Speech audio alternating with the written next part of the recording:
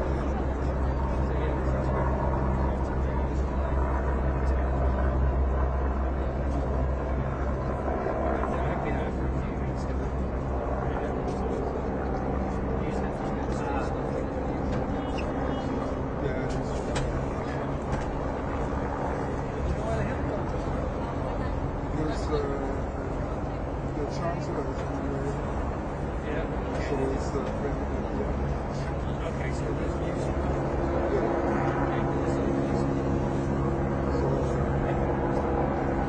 they probably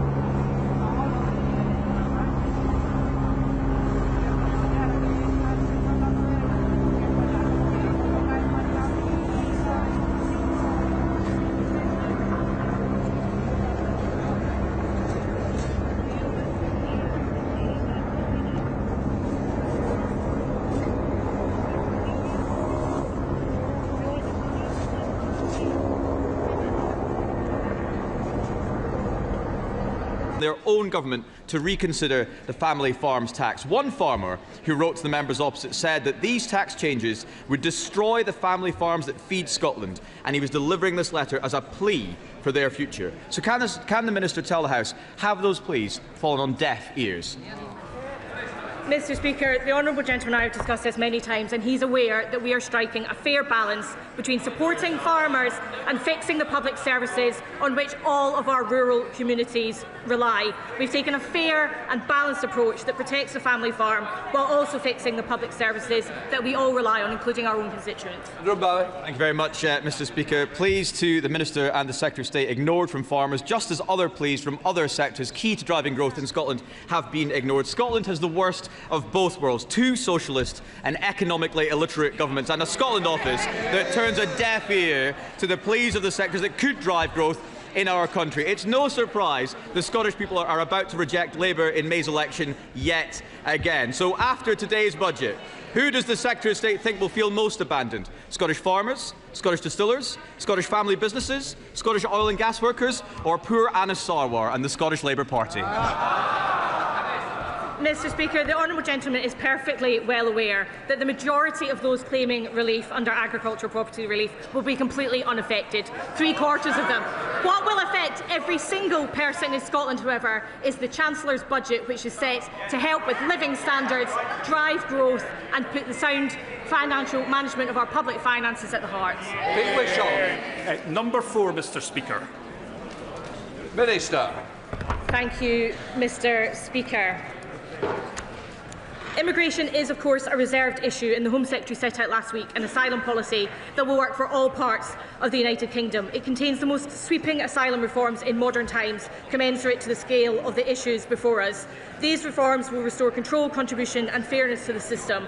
I'm proud that our country has always been fair, tolerant and compassionate, and this government will always defend those values. Mr. Speaker, this government's new heinous asylum and immigration policy marks a dark moment for many who have chosen Scotland to be their home, even leaving children born in Scotland at risk of deportation. I don't know if the ministers actually notice, but we're facing a population and demography crisis that this will only make 10 times worse. And if we don't address it, this is going to have a huge impact on our economy and social services. So why does Scottish Labour actually support an immigration policy that is contrary to the Scottish interest? Mr. Speaker, what Scottish Labour, like the rest of the Labour Party, supports is a system that is both humane and restores control. That's in the best interest of communities, it's in the best interest of those seeking asylum and to migrate themselves. We are proud to support it, and we know that the rest of the country wants a system that has both control and fairness as its guiding principles. Chris Murray. Speaker, in Scotland there are approximately 4 times as many people fleeing oppression from Ukraine and Hong Kong as there are asylum seekers. There has been no public outcry, they have been welcomed. This shows Scotland is a generous country, willing to play our part if the system is fair and controlled. And moreover, this year, 14 children drowned in the Channel coming here. Does the Minister agree with me that there is nothing progressive about not fixing a system where public support for refugees drains and children drown? Mr. Speaker, I'm sure the whole House will join me in remembering those children that have drowned in the Channel, and I couldn't agree with my honourable friend more. There is nothing progressive or humane about a system that incentivises people to take those terrible, terrible risks with life, and I commend my honourable friend for all the work that he's done with those seeking asylum and refuge over very many years. Chris Kay. Question number 5, Mr. Speaker. Mr. Speaker, the funding of Forth Valley College is a matter for the Scottish Government. Scottish colleges have had their funding cut by 20% between 21-22 and 25-26. As the UK Government, we have delivered a record funding settlement to the Scottish Government. So for as long as there has been no final decision reached regarding the Alloa campus, I would urge the Scottish Government, in the words of Flower of Scotland, to think again. Chris Kay. Thank you, Mr. Speaker. Years of SNP underfunding have pushed Forth Valley College into financial crisis. Just when we need it to deliver skills for Stilling's film studio, the Grangemouth transition and shipbuilding and defence in the Forth and Clyde, the Alloa campus is facing closure. Does he agree that the SNP is undermining Scotland's future by neglecting the institutions that drive growth, and that Scotland needs a Labour government with Anas Sarwar to rebuild our colleges and our skills base? Mr. Speaker, the facts are clear. The spending review was historic for Scotland and delivered the largest real-term settlement for the Scottish Government in the 25 years of devolution, with an average £50.9 billion per year between 2026-27 and 28-29. It simply makes no sense to be cutting the FE College budget in Scotland by 20%. It's definitely time for that new direction. Susan Murray, Liberal Democrat spokesperson. Thank you, Mr. Speaker. After 18 years of SNP government in Scotland, the education system is failing and qualified Scottish pupils are being turned away from Scottish universities.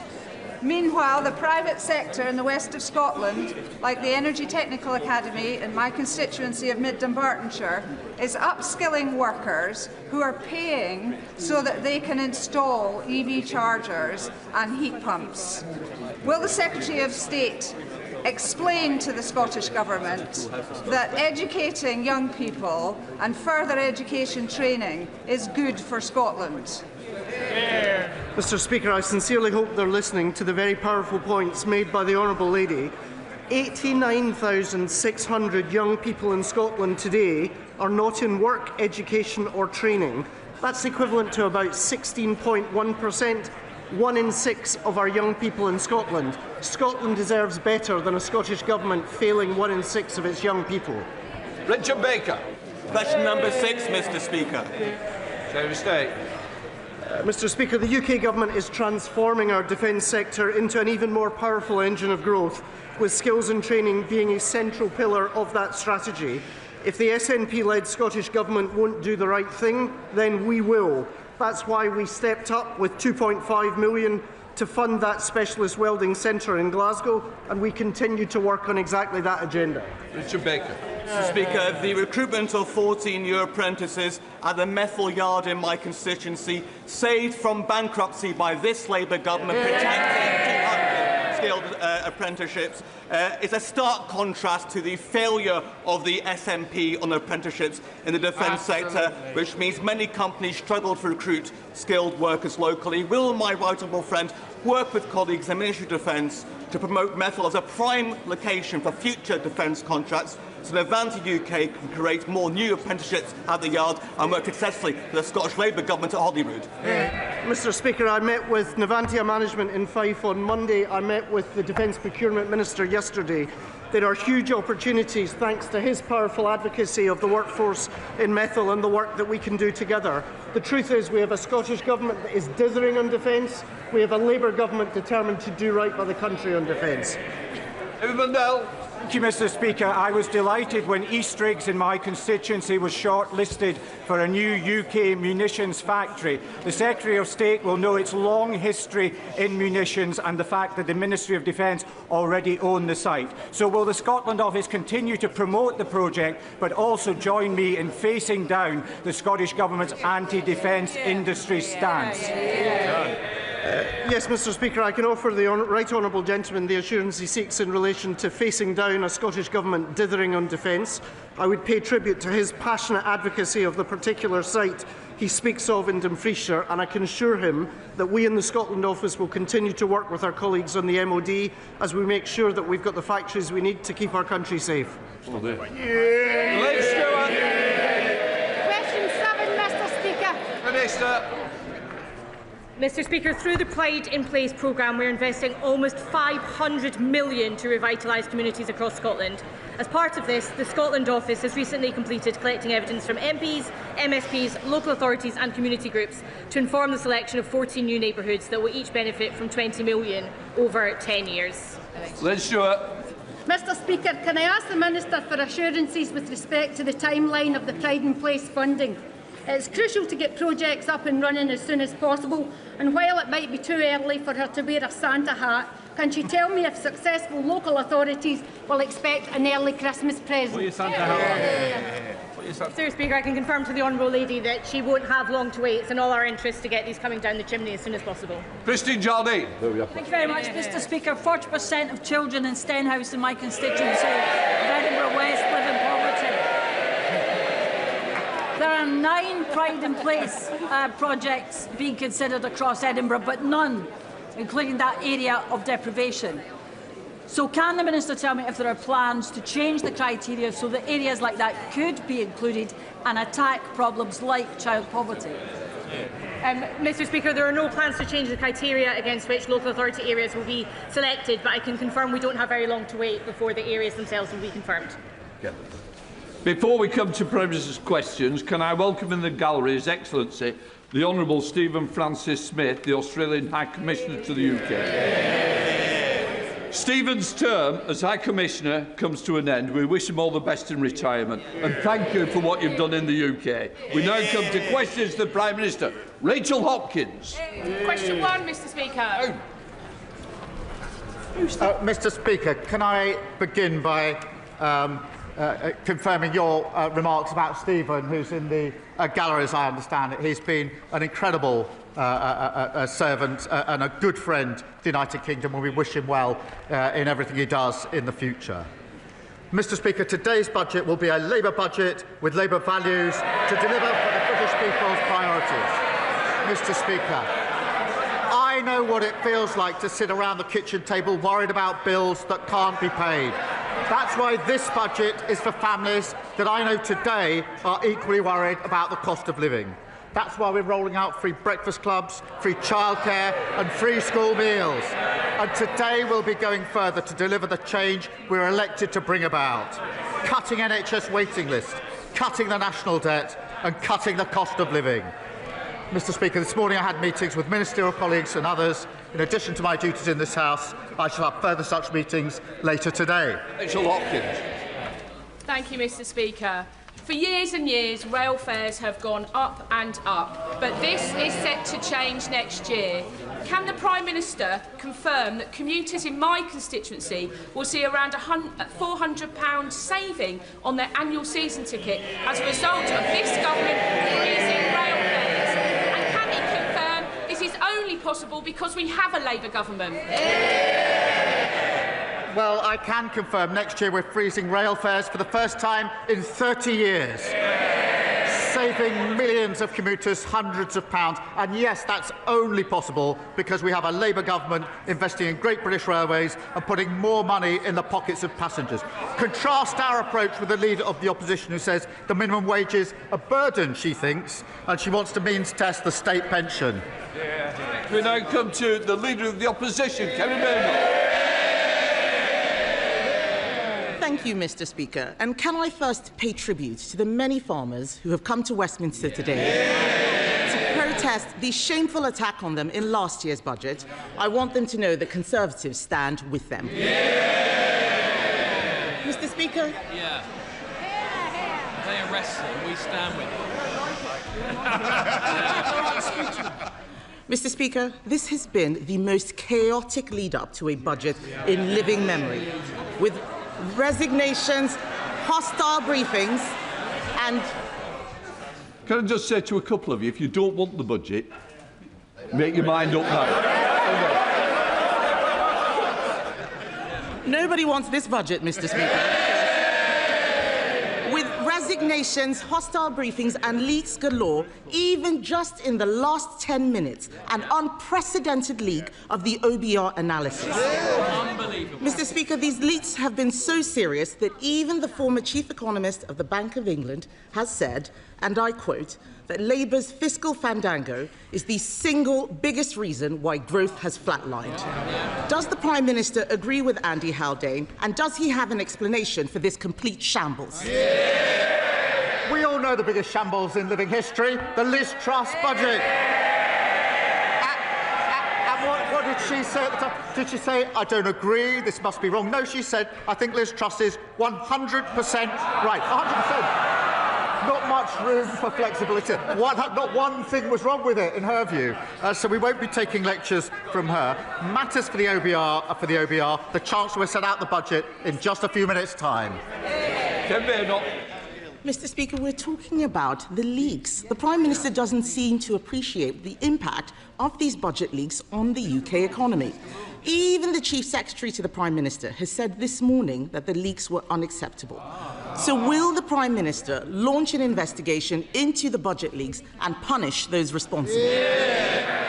Mr. Speaker, it's literally about 25 minutes before the budget will be set out in August, where we'll take further decisions. The Chancellor will set it out, but thanks to the decisions she's already taken, we've got 5 million extra NHS appointments, waiting lists are coming down, mortgages are cheaper, we've expanded free school meals. That's 100,000 children lifted out of poverty, a moral mission for this government. Compare that to the record opposite any day of the week. Mr. Speaker, he talks about the decisions she's already taken. If they were that great, we wouldn't have all those farmers outside protesting. He doesn't want to talk about leaks, but we can see that the chaos in Number 10 is having real-world consequences. Instead of focusing on the economy, they've been fighting like rats. Several journalists reported that Number 10 sources had briefed against the Health Secretary and other senior cabinet ministers. The Prime Minister then told us that these briefings did not come from Number 10. Will he repeat on the floor of the House the claim that none of his advisers has briefed against members of the Cabinet? Prime Minister. Mr. Speaker, I've been really clear about this. No one in Number 10 has briefed against Cabinet ministers. And the Health Secretary is doing a fantastic job. he stood before the electorate just before the last election. He said we'd deliver 2 million extra appointments for the NHS in the first year of a Labour government. There he is. What did he do? Not 2, not 3, not 4, but 5 million extra appointments for the NHS. They don't understand this language, Mr. Speaker, because they left everything absolutely broken. Mr. Speaker, the Prime Minister expects us to believe him. No one does. We all know that he did not have a serious leak inquiry. What he did, Mr. Speaker, was he asked Morgan McSweeney to investigate Morgan McSweeney, and then Morgan McSweeney discovered that Morgan McSweeney was innocent. All of this calls into question the Prime Minister's judgment. All of this calls into question the Prime Minister's judgment. We read this weekend that he wants the former Deputy Prime Minister back in his cabinet.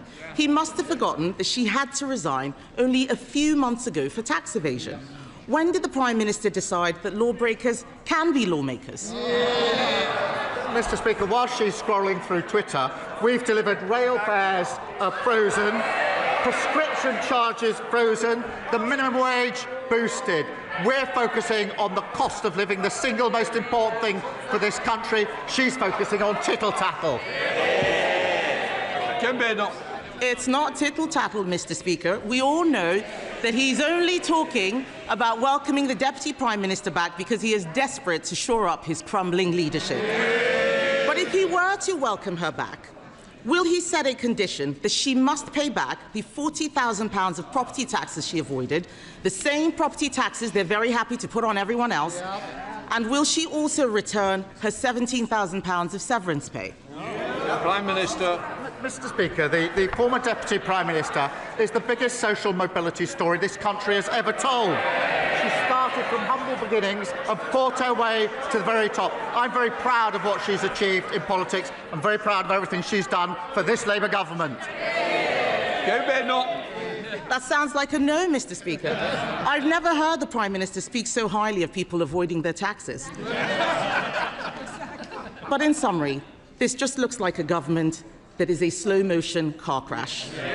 His cabinet are briefing against each other, his MPs are planning for life after him, and the most chaotic run-up to a budget in recent memory is happening on his watch.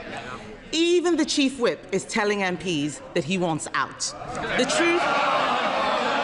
truth is simple, Mr. Speaker. His MPs don't trust him, the markets don't trust him, and the public certainly don't trust him. When will he finally accept that the chaos starts and ends with him? The most chaotic budget was the Liz Truss budget. It did huge damage to our country. We're still suffering from that damage. And what did she say about Liz Truss? She obviously does still think it. When asked, was Liz Truss right?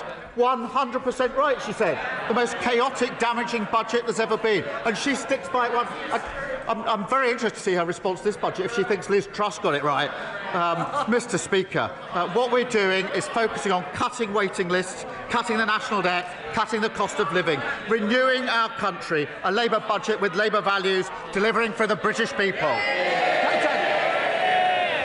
Thank you, Mr. Speaker. At the moment, everyone is being bombarded with adverts and emails for Black Friday, encouraging them to spend money on so-called time-limited deals, leading to panic buying, increasing debt, buyer regret, and not to mention the impact on the planet, with delivery and returns of goods responsible for millions of tonnes of CO2 emissions.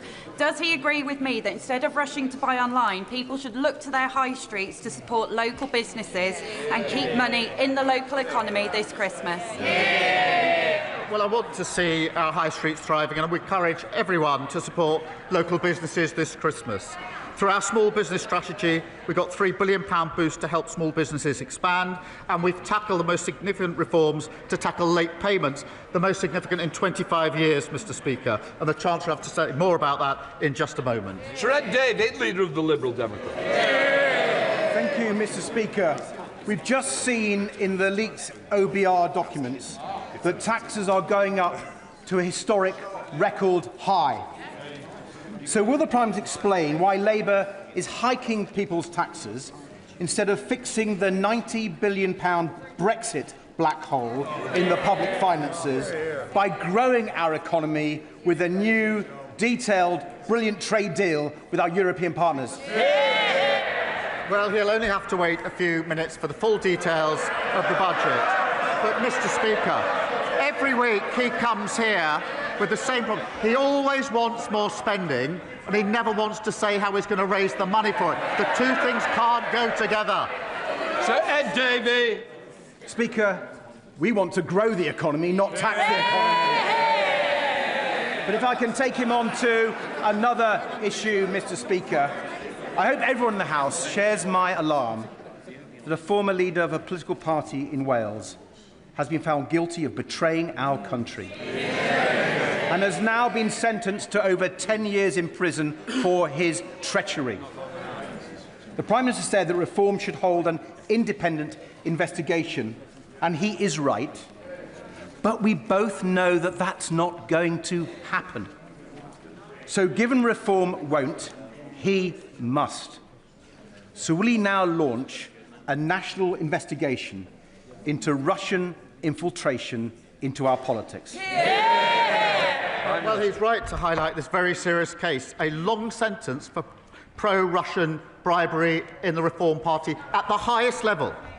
You would think a leader of a political party would want to get to the bottom of that and ask the question, how on earth did that happen in the Reform Party?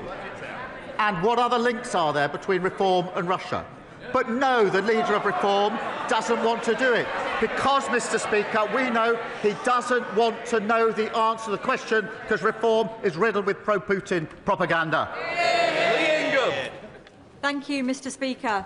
Mr. Speaker, after 8 years of traffic chaos and increasingly creative traffic diversions, residents of Parkside and Marston Grange in my constituency are beginning to wonder whether the A513 at Beaconside is a permanent monument to the traffic cone. In the time that Staffordshire County Council and Taylor Wimpey have taken to complete one stretch of road, we've had 6 Prime Ministers, not to mention Notre Dame burned down and was rebuilt using medieval building techniques. So what can be done to hold developers and local authorities properly to account so that essential infrastructure is delivered on time with minimum disruption? Well, it's staggering that an important upgrade for drivers to improve their journeys has been delayed for 8 long years. And I understand the scheme is currently being held up by the Reform-led council, Kel Sabri, who are proving as hopeless in local government as everybody anticipated. Mr. Speaker, we've invested £24 billion in our roads, and I call on Staffordshire Council to end the delay, get on with the job, and get this scheme started for her constituents. Alison Bennett. Thank you, Mr. Speaker. University Hospitals Sussex currently have 350 people, well enough to go home, for occupying beds. That is the same number of beds as in the Princess Royal Hospital in Hayward Heath in my constituency. The reason they can't go home is because there is no social care package for them to go to. This is terrible for them, puts strain on the trust and is ruinous to the taxpayer. Given there is no urgent plan to reform social care, what is the Prime Minister's plan to bring them home for Christmas? Well, as she knows, we are reforming social care, and I've asked Baroness Casey to lead on that. And she's had the first of her cross-party meetings to build consensus, which is obviously what we need on this. As I've said out a number of times, the first phase will report in 2026, so we can reform as we go on. There will obviously be a phase after that. And I remind the House we've already boosted social care funding by £3.7 billion, record increases also to the carers allowance, and £500 million for the first ever fair pay agreement to properly recognise and reward carers. Luke Kirkhurst. Thank you, Mr. Speaker. Is the Prime Minister aware that because of the decision by Reform's Durham County Council to scrap support introduced by Labour in 2013, a typical working family in Stanley will be £170 worse off? How would the Prime Minister contrast the values of this Labour government with a Reform Party dividing our country and hitting working people in their pockets? Well, I thank him for raising this. The more we see of Reform, the more we see their true colours. In this case, making people £170 worth off. But their true colours also in relation to the member for Clacton. His explanation, Mr. Speaker, in recent days, in relation to the stories about what he may have said in the past, is unconvincing, to say the least. He says he never engaged with racism with intent. With intent. What does that mean?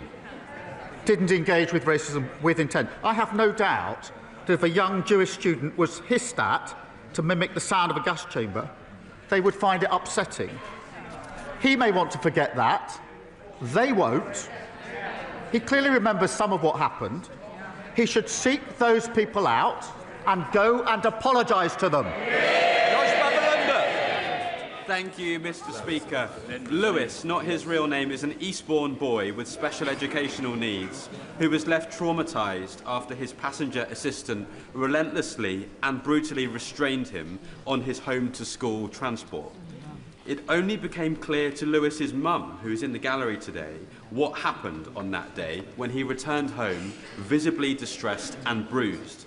And that's because, shockingly, there is no statutory requirement to report incidents of physical restraint on school transport, nor national training standards. So will the Prime Minister address this loophole in his upcoming SEND reforms to ensure that SEND's children in Eastbourne and beyond can travel to school with the safety and dignity that they deserve?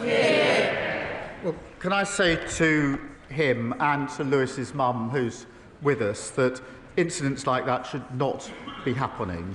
I know that he's met, I think, with the Education Minister to discuss this.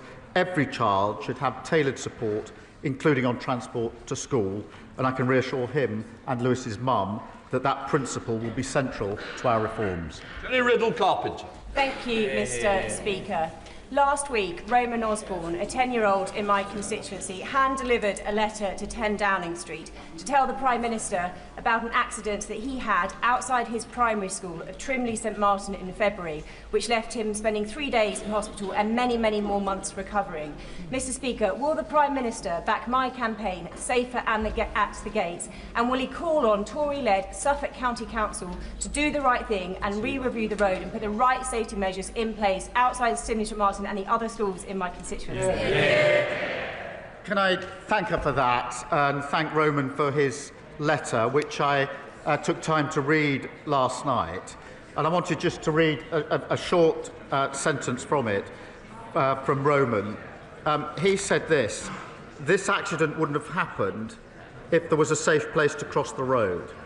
I'm concerned for other children's safety, and I don't want another accident like mine to happen again to anyone else. Mr. Speaker, what an incredible young boy, aged just 10. I totally agree with him, and I say to Roman, this is what we're going to do. Roman, I've asked ministers to work with all the right people to look at his school and get a safe crossing in place. And the Roads Minister will be happy to meet my honourable friend to discuss the road safety strategy.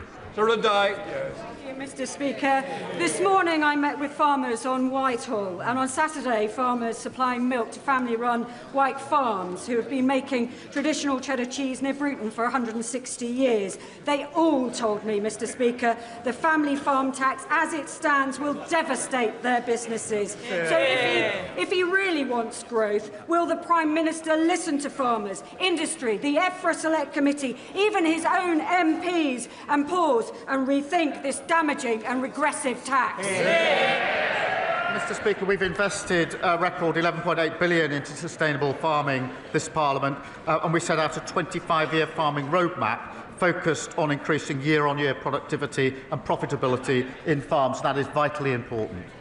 Jen Craft. Thank you, Mr. Speaker. Last week, the COVID inquiry reported that 23,000 deaths occurred in England in the first wave of the pandemic that could have been prevented due to the UK response being too little too late. These were not just 23,000 deaths, Mr. Speaker. These were 23,000 people who had family and friends who loved them, and valuable lives that were cut short due to an abysmal failure of leadership by Boris Johnson and his government. They were categorically failed by a Prime Minister who prevaricated, delayed and prioritised political expediency over making the tough decisions that could have averted tragedy. If the Prime Minister were to lead us through the next pandemic, will he value saving lives above all else? Well, she's right. The report is a sombre moment, and it's important to remember the scale of suffering and the scale of the loss of life, which is made clear in the testimonies of the families in the report, and to remember the incredible contribution of frontline workers and everyone who focused on protecting others. Mr. Speaker, we're committed to learning the lessons needed from the COVID inquiry to protect and prepare us for the future. And the pandemic does still weigh heavily on our public finances and our NHS. That's why we've already conducted a pandemic exercise to test preparedness and agreed a historic global pandemic agreement to improve our ability to prevent global disease threats alongside our partners. Madam Dance. Mr. Speaker, I hope the Prime Minister will agree with me that the defence industry in Somerset is a key engine for growth, jobs and innovation. Leonardo in Yeovil is making a fantastic progress with the Proteus uncrewed helicopter, but the future of that project, thousands of jobs at the site in Yeovil and the 320 million Leonardo contribute to local GDP is dependent on the new medium helicopter contract. Will the Prime Minister reassure my constituents that he supports the industry in Yeovil, and will his government finally get round to awarding this long overdue contract? Well, can I pay tribute to those in Somerset and his constituency in the defence sector, which is hugely important to our country and our security. I can confirm we're continuing with the establishment procurement process for the new medium helicopter programme to deliver modern equipment for our armed forces. That's part of the biggest sustained boost to our defence since the Cold War, and I'm determined to see a defence dividend of investment in British jobs and apprentices, including in his constituency. Mr. Speaker, that builds on the £8 billion Typhoon deal that we've secured, the £4 billion maritime deal with Indonesia, and the £10 billion frigate deal with Norway. Serena Blackenbridge. Thank you, Mr. Speaker. I joined Wensfield men walking and talking on International Men's Day, a fantastic group who are strengthening our community through good company and what Stephen calls a growing band of brothers. In an age of pressure, polarisation and endless phone scrolling, they bring men together to support one another. Will the Prime Minister join me in congratulating all involved and explain how the first ever men's health strategy will back similar grassroots initiatives? Can I thank her? It is so important that men have the space and support from their peers to discuss their mental health.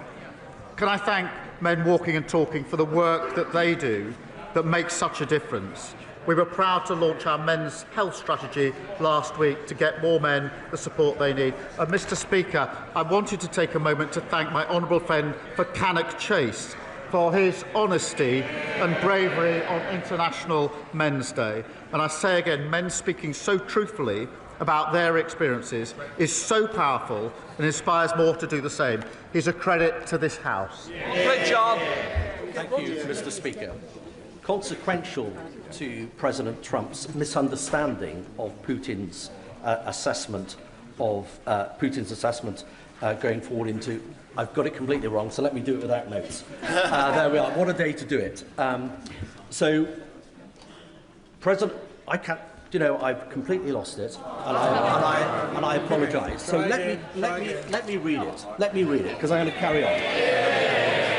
I'm afraid the Prime Minister's not going to get away that easy. So, consequential to President Trump's misunderstanding of Putin's strategic intent for both Ukraine and Europe is the Prime Minister's solemn responsibility to keep this country safe.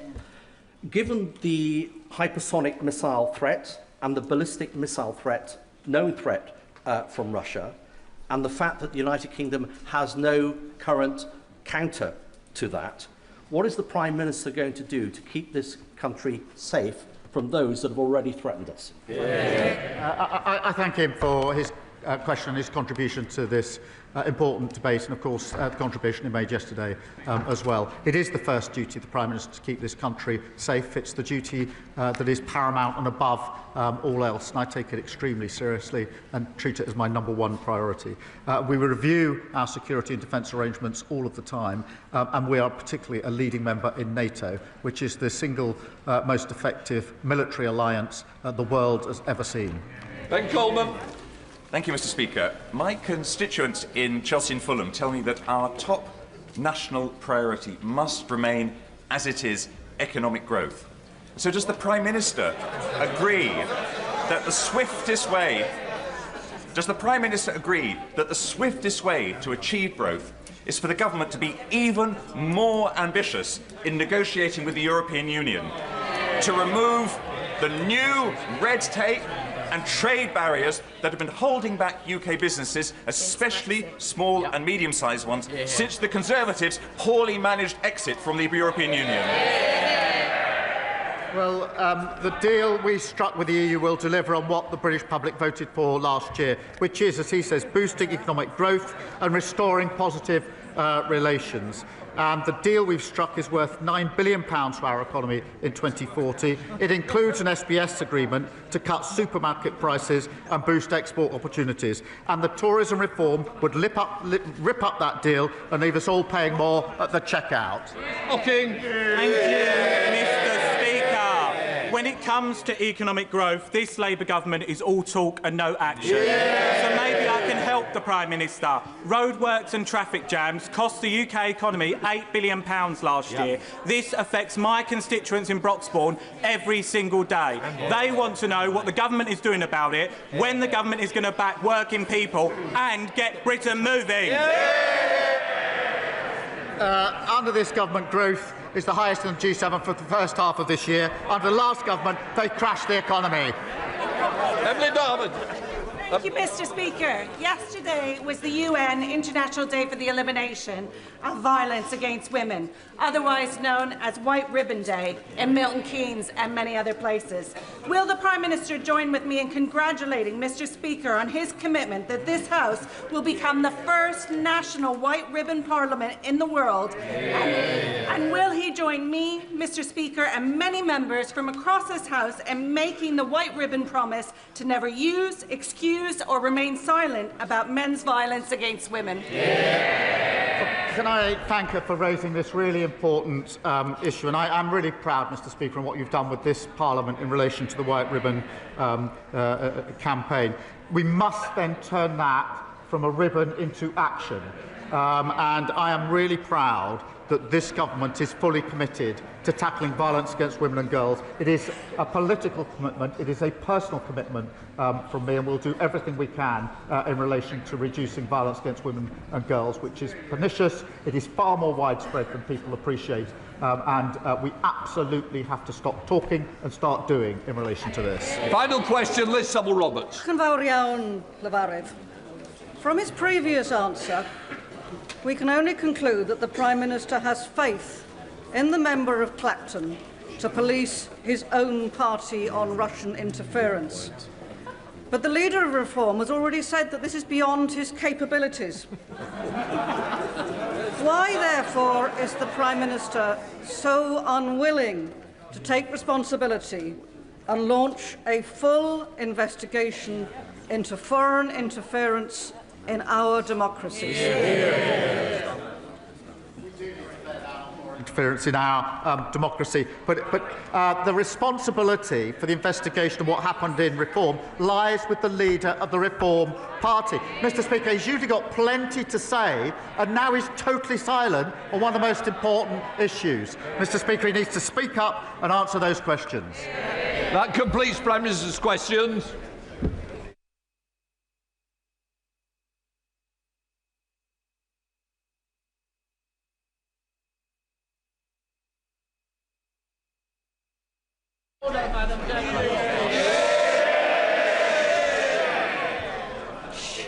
Point of order, Meltride.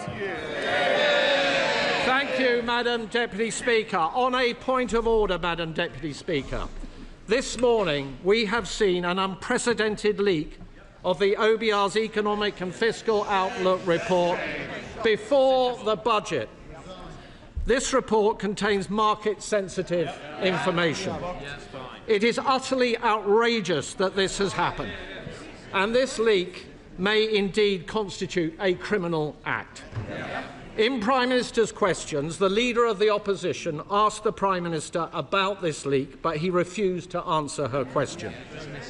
So, Madam Deputy Speaker, please can you advise this House what steps are at its disposal to force a leak inquiry into this matter, And would it be possible to ask the Table Office to distribute copies of the report given to the House, given that everybody outside of this House has already had the opportunity to read it? Order! This is not a point of order for the Chair. The Chancellor is about to make her budget statement, and I expect members and their constituents wish to hear from the Chancellor directly. However, before I call the Chancellor to speak, I nonetheless wish to make a short statement. For a number of weeks, and yet again yesterday, there have been extensive briefings to the media on the government's fiscal policy and public finances. This disappointing trend in relation to budget briefings has been growing for a number of years under successive governments, but appears to have reached an unprecedented high. Weeks ago, we saw the Chancellor delivering a speech in Downing Street, setting the scene for the budget, as well as specific policy announcements being briefed out to the media in advance of today's financial statements. I don't need any help. And just a moment ago, it seems the OBR analysis has also appeared online. This all falls short of standards that the House expects. The premature disclosure of the contents of the budget has always been regarded as a supreme discourtesy to this House and to all the democratically elected members, not to mention to Mr. Speaker and to myself, the Chairman of Ways and Means. The government's own ministerial code cannot be clearer, as set out in paragraph 9.1. When Parliament is in session, the most important announcements of government policy should be made in the first instance to Parliament. Mr. Speaker has always upheld the rights of this House and its members to be treated with respect and to be the first to hear major government policy announcements on behalf of their constituents. As Chairman of Ways and Means, I have responsibility to oversee the House's consideration of the budget statement and the ensuing resolutions, which are described in Erskine May, paragraph 36-33, as the most important business of Ways and Means in this House. I want honourable members on all sides of the House to have adequate opportunity to hold the Chancellor to account, rather than hear and read about new policies on a daily basis in the media. And, like many, I also expected better. Before I call the Chancellor of the Exchequer, I remind honourable members that copies of the budget resolutions will be available to them from the vote office in members' lobby at the end of the Chancellor's statement and online. Shh. I also remind honourable members that interventions are not taken during the Chancellor's statement, nor during replies to the Leader of the Opposition or the Leader of the Liberal Democrats. I call the Chancellor of the Exchequer.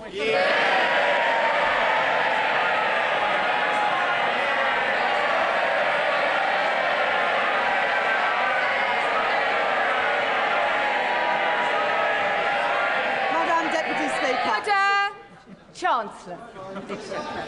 Madam Deputy Speaker, it is my understanding that the Office of Budget Responsibility's Economic and Financial Outlook was released on their website before this statement. This is deeply disappointing and a serious error on their part. The Office for Budget Responsibility have already made a statement taking full responsibility for their breach. Madam Deputy Speaker, we are rebuilding our economy. Over the last 16 months, we have overhauled our planning system to get Britain building, forged new trade deals with the United States, India and the European Union, reformed our visa system to bring the brightest and the best to Britain.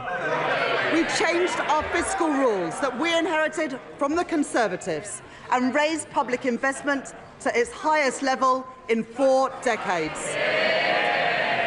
And in last year's budget, I raised taxes on business and the wealthiest to close the £22 billion black hole in the public finances left by the party opposites. And we used that money to fund the biggest ever settlement for our National Health Service.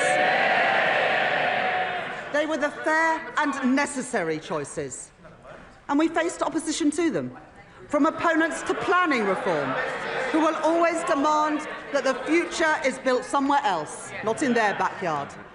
Opponents to trade, who want to take us down the path of isolation and division.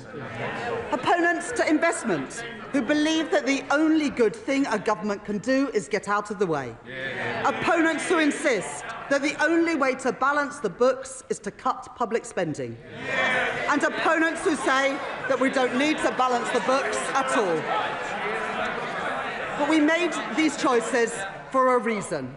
Because after 14 years of Conservative government, working people demanded and deserved change.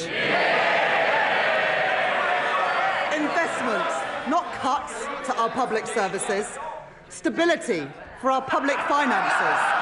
The single most important factor in getting the cost of living down. And economic growth, the best means to improve wages, create jobs, and support public services. That is what our plan, that is what this government and our Prime Minister are all about. Today's budget builds on the choices that we have made since July last year. To cut NHS waiting lists, to cut the cost of living, and to cut debt and borrowing.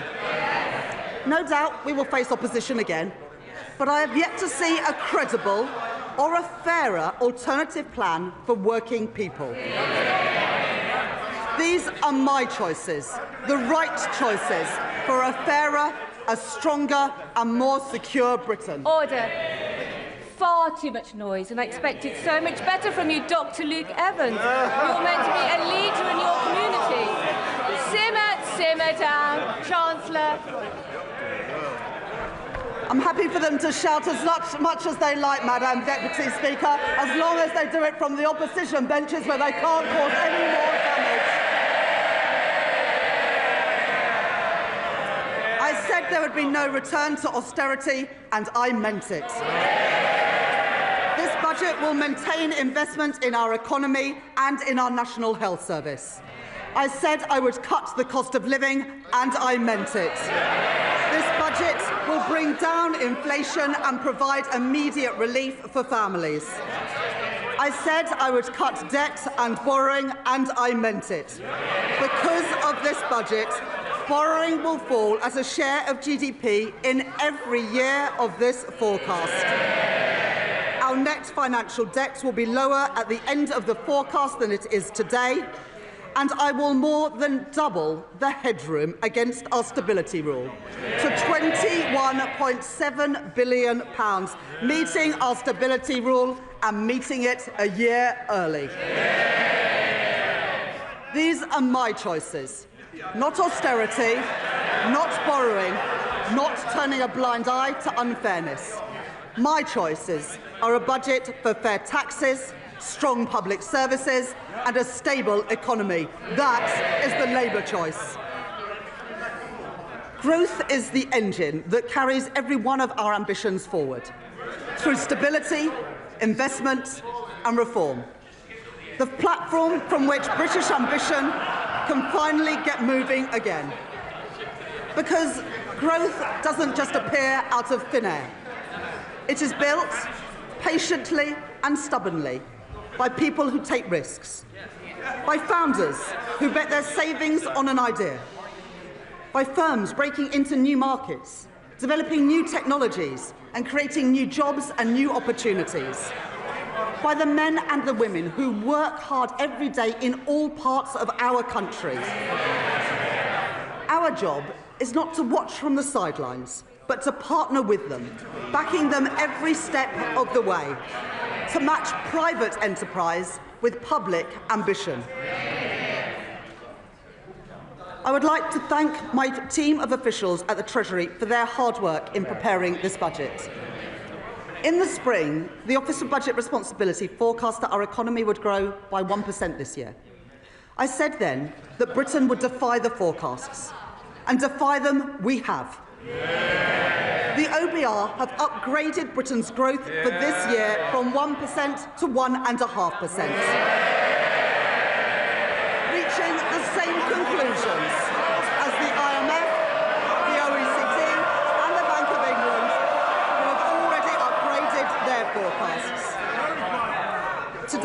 OBR have published the result of their review of the supply side of the economy.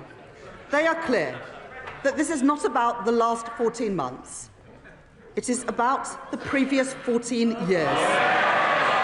The legacy of Brexit and the pandemic, and the damaging decisions by the party opposite.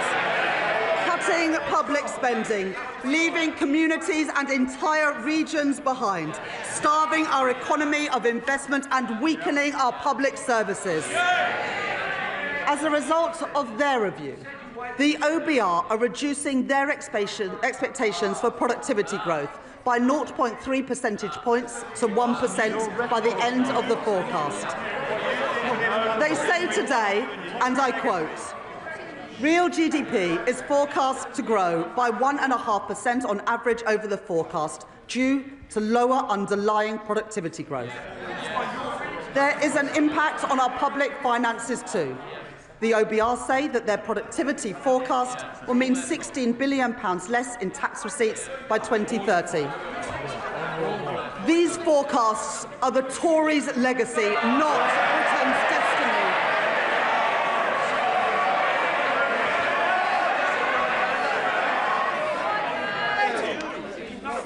Order. It is very hard to hear the Chancellor over all the shouting. And Mr. Holmes, you promised me yesterday you were going to be on top behaviour in the first few minutes. Chancellor. We beat the forecasts this year and we will beat them again.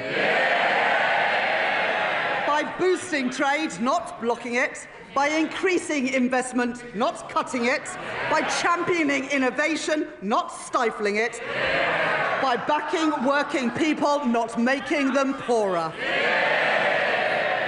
Brick by brick, we've been building our economy, building roads, building homes, getting spades in the ground and cranes in the sky. Growth begins with the spark of an entrepreneur. Half of new jobs in Britain are created by scale-up businesses, and we want those jobs created here, not somewhere else. Our job is to make Britain the best place in the world to start up, to scale up and to stay. So we're widening eligibility for our enterprise incentives, so scale-ups can attract the talent and the capital that they need. Expanding the enterprise management incentive so more companies can offer tax-relieved share options. Re-engineering our enterprise investment and venture capital trust schemes so they don't just back early-stage ideas, but stay with companies as they grow. Introducing UK listings relief, a 3-year exemption from stamp duty reserve tax for companies who choose to list here in Britain. And to continue this work, I am launching a call for evidence on how our tax system can better back entrepreneurs, and a targeted review with founders and investors at the heart to make the UK an even more attractive place to grow your business. We are sending a simple message to the world. If you build here, Britain will back you. And our retail investment system should do the same. The UK has some of the lowest levels of retail investment in the G7. And that is not only bad for business, who need that investment to grow, it's bad for savers too. Someone who has invested £1,000 a year in an average stocks and shares ISA every year since 1999 would be £50,000 better off today if they'd put that same money into if they'd put the same money into a cash ISA. And so, from April 2027, I will reform our ISA system, keeping the full £20,000 allowance, while designating 8,000 of it exclusively for investment, with over 65s retaining the full cash allowance. And thanks to our changes to financial advice and guidance, banks will be able to guide savers to better choices for their hard-earned money. Over 50% of the ISA market, including Hargreaves Lansdown, HSBC, Lloyds, Vanguard and Barclays, have signed up to launch new online hubs to help people invest here in Britain. At this budget, consistent with the commitments in our corporate tax roadmap, I will retain our competitive corporation tax rate, the lowest in the G7. and retain our generous full expensing offer for business investments. I will also introduce a new 40% first-year allowance so that businesses can write off more of the cost of their investment up front, while reducing main rate writing down allowances in line with fiscal constraints. Private investment is the lifeblood of economic growth, but growth needs public investment too. When faced with challenges, previous chancellors have chosen to decrease, delay or cancel capital spending. But low investment is the cause of our productivity problem, not the solution. So my choice is not cuts, not stagnation, but to maintain the additional £120 billion of investment that I provided at the spending review. In transport, to link our towns and our cities, energy infrastructure to power our businesses, and housing, so people can live near good jobs, paying decent wages and growing businesses. That is the Labour choice. I'm grateful to the Financial Secretary to the Treasury for his work in driving our growth agenda forward. As we allocate investment for the infrastructure that is the backbone of economic growth across our country, today I will commit investment for the Lower Thames Crossing. And we're continuing to drive investment in city-region transport, in the Midlands Rail Hub and the Transpennine route upgrades, along with our commitments to the Northern Growth Corridor, including Northern Powerhouse Rail. It is this Labour government that has overhauled our planning system, and I will today provide further funding to increase planning capacity through a new skills offer, as called for by the British Chamber of Commerce and the Confederation of British Industry. It is this Labour government that has invested in nuclear power, in Sizewell C and in Culham. We are taking forward our commitment to slash electricity prices for thousands of manufacturing businesses, as Make UK and many others have called for. And today I'm pleased to welcome John Finkelton's report, an ambitious plan to cut the red tape that has tied our nuclear industry in knots for decades. And within 3 months we will set out our plan for delivering his recommendations. We are proud of our industrial heritage, and we are determined to build the industry of the future so that we buy, make and sell more here in Britain. That's why, as we increase defence spending, we are investing in Portsmouth, in Barrow and in Plymouth. And I'm pleased to be supporting Team Derby, an initiative to drive growth in one of our defence industry hubs. It's why we stepped in to save British Steel in Scunthorpe and invested in Sheffield Forgemasters. And it's why we've changed government procurement so we can buy British when it is crucial to our national security. For steel, for shipbuilding, and today for AI, driving innovation and building that great industry here in Britain. But it's not just what we invest that matters, it's how we invest. Putting money and power back in the hands of local and regional leaders. Today, we are devolving £13 billion of flexible funding for 7 mayors to invest in skills, business support and infrastructure.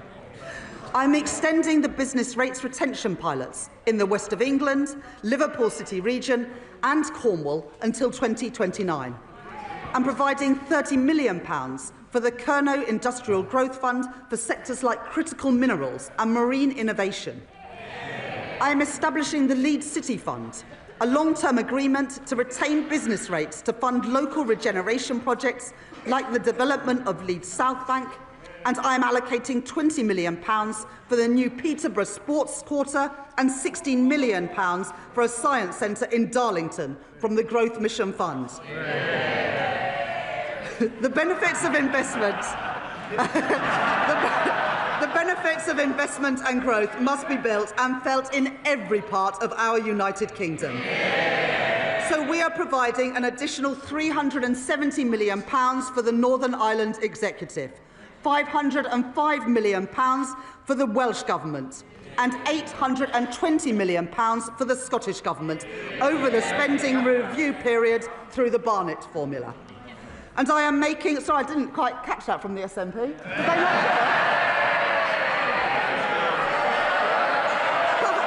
Perhaps, Madam and £20 million for the Scottish Government over the spending review period because Anna Sawa asked us to. And I'm making targeted investments in our industrial strategy sectors across the UK.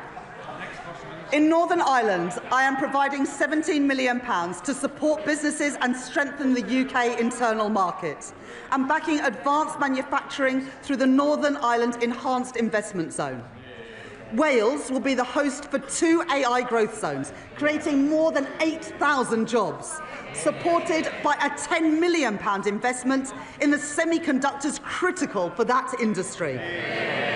And we are building the UK's first small modular nuclear reactors with Rolls-Royce at Wilfer in Anglesey. 2 Labour governments working together in Wales to deliver for the people of Wales. And in Scotland, I'm committing over £14 million for low-carbon technologies in Grangemouth, £20 million to renew infrastructure at Inch Green in Inverclyde, and £20 million to redevelop Kirkcaldy Town Centre and Seafront, with construction starting next year. And that's on top of the UK's biggest ever warship export deal with the Norwegian government to build frigates in Glasgow, supporting 4,000 jobs. Investment opposed by the SNP, jobs opposed by the SNP, defence opposed by the SNP, but secured by this Labour government. A growing economy needs strong foundations of economic stability, with borrowing, inflation down and investment up. That is good for business, and it is good for working people, so they have more money in their pockets. Economic stability, safeguarded by ironclad fiscal rules, is our best defence against rising prices and the best way to improve living standards. We've all seen the alternative. 3 years ago, in their clamour to cut taxes for the richest, the Tories under Liz Truss crashed the economy and sent mortgage rates spiralling and brought pensions to the brink.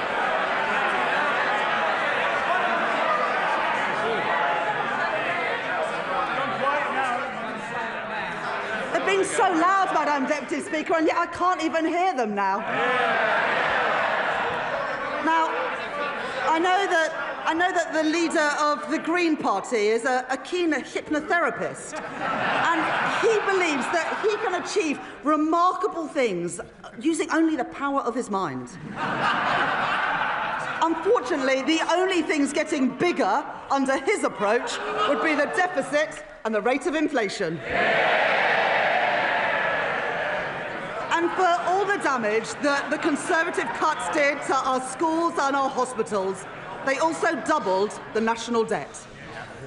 Our net financial debt this year will be £2.6 trillion, 83% of GDP, meaning that today, 1 in every £10 that government spends is on debt interest. Not on paying down that debt, but just on paying the interest on the debt that we inherited from the Conservatives. My fiscal rules will get borrowing down while supporting investment. The stability rule, that day-to-day expenditure must be met through tax receipts. And the investment rule, which allows me to increase investment whilst getting debt on a downward path. Those fiscal rules are non-negotiable.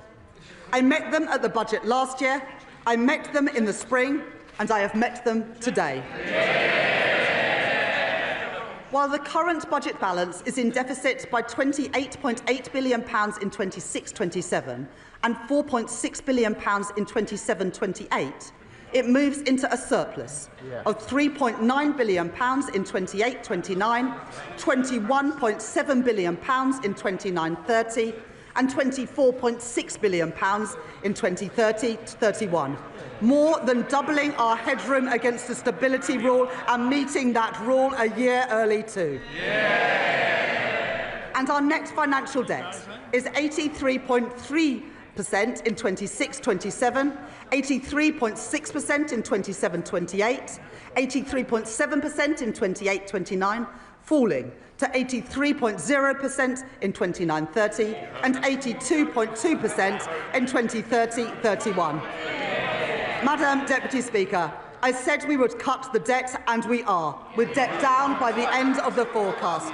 And going forwards, to support our commitment to a single fiscal event and further strengthen our economic stability, I will follow the recommendations of the International Monetary Fund by assessing the fiscal rules just once a year at the budget. Despite the challenges we face on productivity, the path of our deficit reduction remains broadly the same as in spring.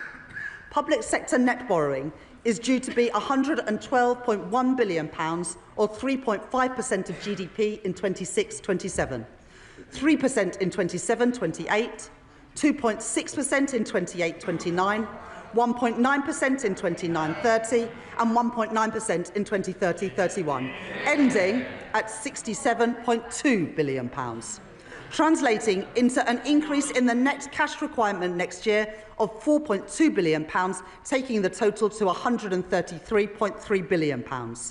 According to the IMF, we are due to reduce borrowing more over the rest of this Parliament than any other G7 economy. The Conservatives crashed the economy, we are protecting it. The Conservatives lost control of debt, we are getting debt down. The Conservatives let inflation and interest rates go through the roof.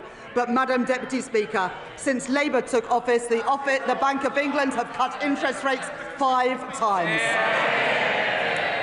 I've made my choices. Not reckless borrowing, not dangerous cuts, but stability for our economy, security for our public finances and security for family finances too.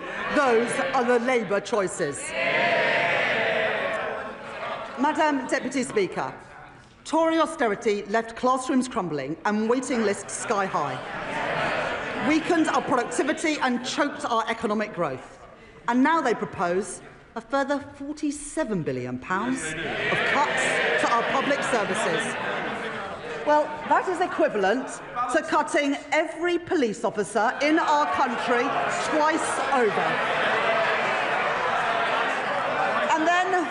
And then there is Reform, who promise more than £100 billion of cuts, with no details of where those cuts will come from or who will pay for them.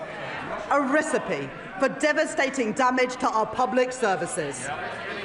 People voted for Labour because they wanted roads that aren't full of potholes. They want police on our streets and they want an NHS that is there when they need it. And we're delivering that. Waiting lists down by 230,000.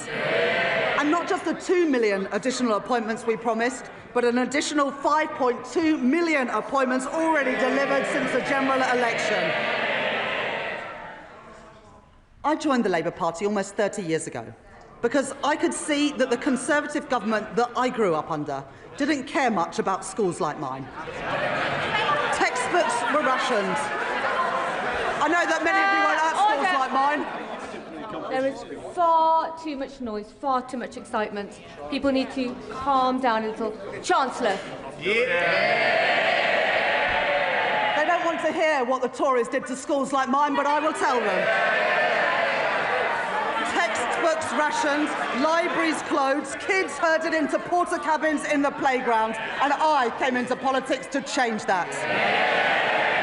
The money that I allocated at the spending review will fix the crumbling classrooms that the Conservatives left behind and build the schools that they promised but never delivered.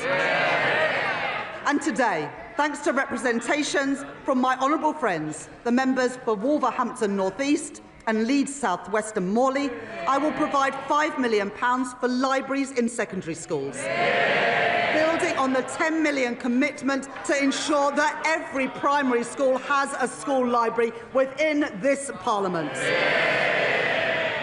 And thanks to representations from my honourable friends, the members for Bournemouth East and from Luton North, I am providing £18 million to improve and upgrade playgrounds across England. Madam Deputy Speaker, let there be no doubt that this is a government that is on the side of our kids and who will back their potential. I will not allow the legacies of Conservative neglect to stain our society. Last year, I made changes to the Mine Workers Pension Scheme to ensure that its members receive the fair pensions that they are owed. This year, with thanks to the Minister for Pensions for all his work in this subject, I can go further. I have heard representations from Labour Coalfield MPs, including my honourable friends, the members for Bassetlaw, Blyth and Ashington, Barnsley South, Mansfield and Llanelli. And today I can announce that I will transfer the Investment Reserve Fund of the British Coal Staff Superannuation Scheme to its members. So that the men and the women who worked in our coal industry get a fair deal in their retirement too. And more.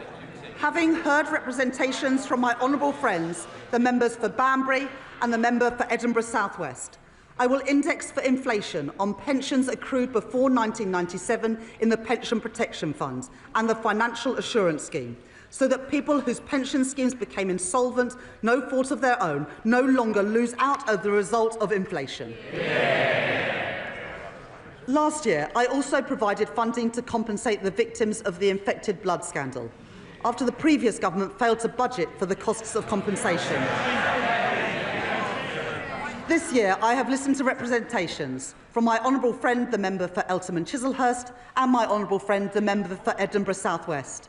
And I'd like to thank the Minister for Employment for her representations over many years on this subject. As a result, I will exempt all payments from the infected blood scheme from inheritance tax, regardless of the circumstances in which those payments are passed down. Madam Deputy Speaker, that is how we should be spending taxpayers' money, on dealing with injustices and building strong public services, not on waste and inefficiency.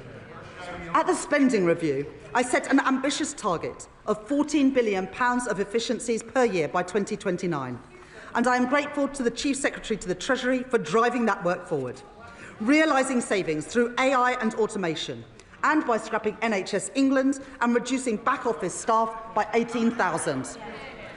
At this budget, I will find a further £4.9 billion of efficiencies by 2031, getting rid of police and crime commissioners, cutting the cost of politics and local government, and selling government assets that we no longer have any use for. These savings will be required across government. But for our National Health Service, I will reinvest all of these savings back into the care that people rely on.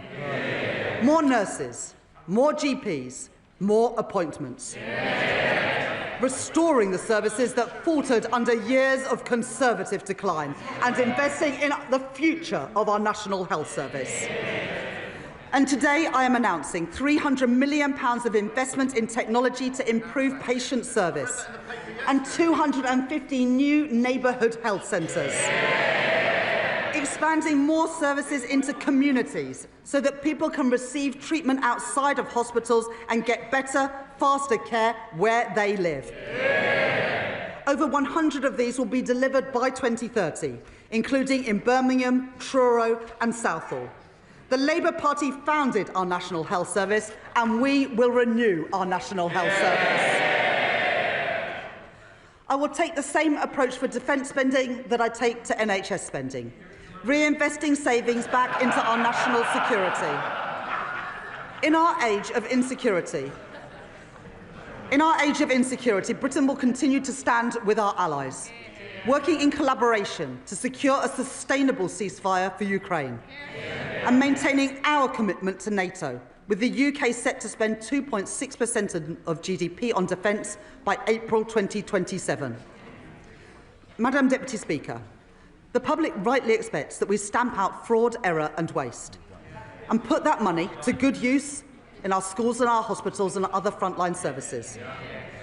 My right honourable friend, the Home Secretary, has already announced that she will claw back excess profits from the use of hotels to house asylum seekers, as we phase out the use of those hotels entirely. And we will consult on reforms to indefinite leave to remain and access to taxpayer-funded benefits. The introduction of digital ID will break the link between illegal migration and illegal working. And And the HMRC and the Fair Work Agency will crack down on illicit businesses that blight our high streets and undercut illegitimate firms, enforcing the minimum wage, investigating dodgy businesses and increasing scrutiny of the gig economy, as well as tracking down fraudulent business owners who vanish without paying their taxes. And I'd like to thank my honourable friends, the members for Great Grimsby and Cleethorpes, Lee and Atherton and Kensington and Bayswater for their representations on this subject. And I'll take further steps to prevent and track down unpaid tax, which will together, these reforms will raise nearly £10 billion a year by 2030, including through new powers for HMRC to pursue the promoters of tax avoidance schemes. I am building on our successful use of targeted checks on welfare claims to root out fraud and error and prevent public money being paid to people who are not entitled to it. And I would like to thank Tom Hayhoe, the COVID Corruption Commissioner, for his work in helping to chase down nearly £400 million from dodgy pandemic spending and contracts. Tory contracts handed out by Tory ministers to Tory peers and Tory friends. Well, that money belongs in our schools and in our hospitals.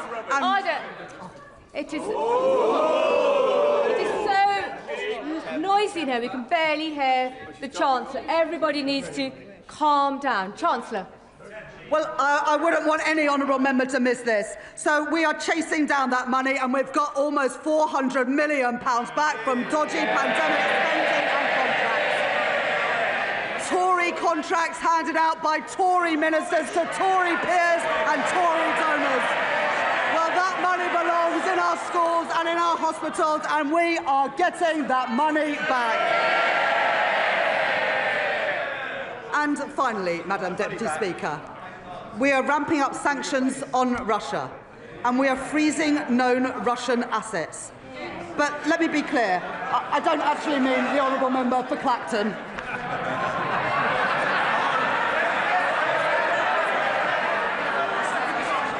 Under the Conservatives... Order.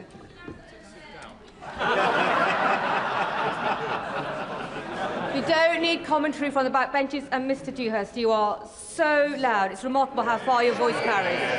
Chancellor. Under the Conservatives, the cost of our welfare system increased by nearly 1 percentage point of GDP, equivalent to £88 billion in just 5 years.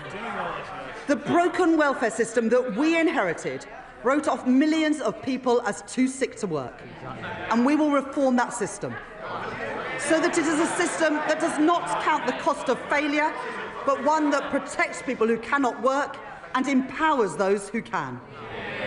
We have brought back face-to-face assessments for disability benefits. Those are the face-to-face assessments that the Shadow Chancellor got rid of when he was Work and Pensions Secretary. And our changes to universal credit will get 15,000 people back into work, a figure confirmed today. The former Health Secretary, Alan Milburn, will review the causes of rising youth inactivity, and we are already taking action. I'm grateful to the Federation of Small Businesses and Small Business Britain for their representations on apprenticeships. And today I am announcing funding to make the training for under 25 apprenticeships completely free for small and medium-sized enterprises.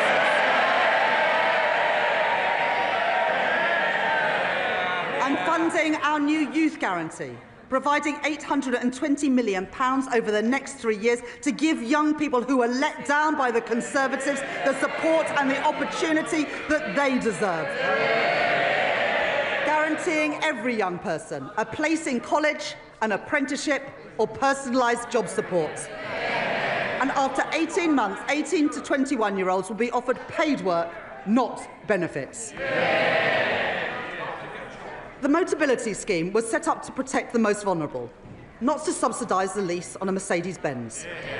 And so I am making reforms that will reduce generous taxpayer subsidies and Motability have confirmed that they will remove luxury vehicles from their scheme, getting the scheme back to its original purpose of offering cost-effective leases to disabled people.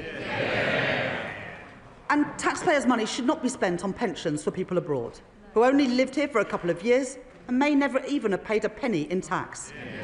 The Conservatives allowed thousands of people living abroad to buy their way into the state pension for as little as £3.50 a week, debasing the purpose of our pension system. And so I will abolish access to Class 2 voluntary national insurance contributions for people living abroad, increasing the time that someone has to live or work in Britain to 10 years and increasing the contributions that they must pay. These reforms improve our welfare system, they support our young people, protect those who need it most, and put an end to Conservative waste and unfairness. Madam Deputy Speaker, to break the cycle of austerity, we need a fair and a sustainable tax system, one that generates revenues to fund the public services that we all use, and supports investment to grow our economy. That does mean that today I am asking everyone to make a contribution. The previous Conservative government froze personal tax thresholds from 2021 to 2028. And today I will maintain all income tax and equivalent national insurance thresholds at their current level for a further 3 years from 2028. While ensuring that people... Order! The noise is far too high. Chancellor. The Right Honourable Lady supported these freezes when her party made them. She might want to forget about it, but the British people never will.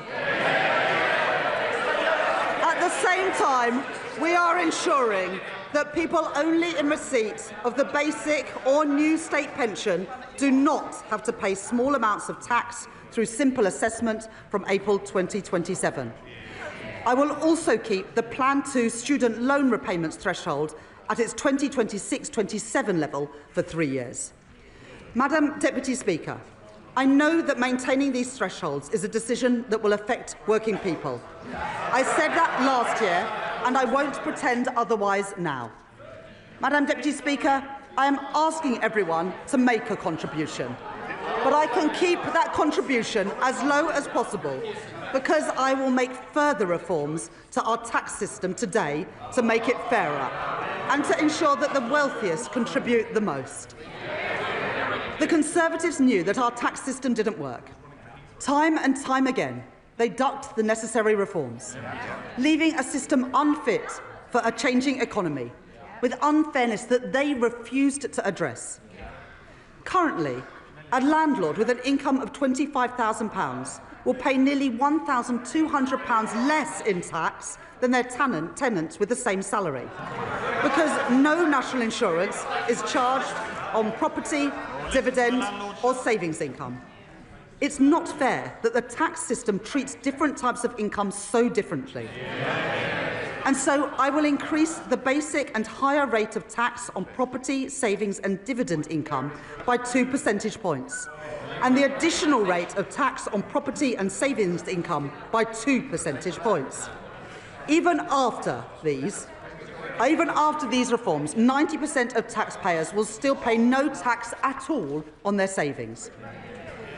As well as narrowing the gap between the tax on income from assets and income from work, I also believe that a fair society is one where the wealthiest pay their fair share.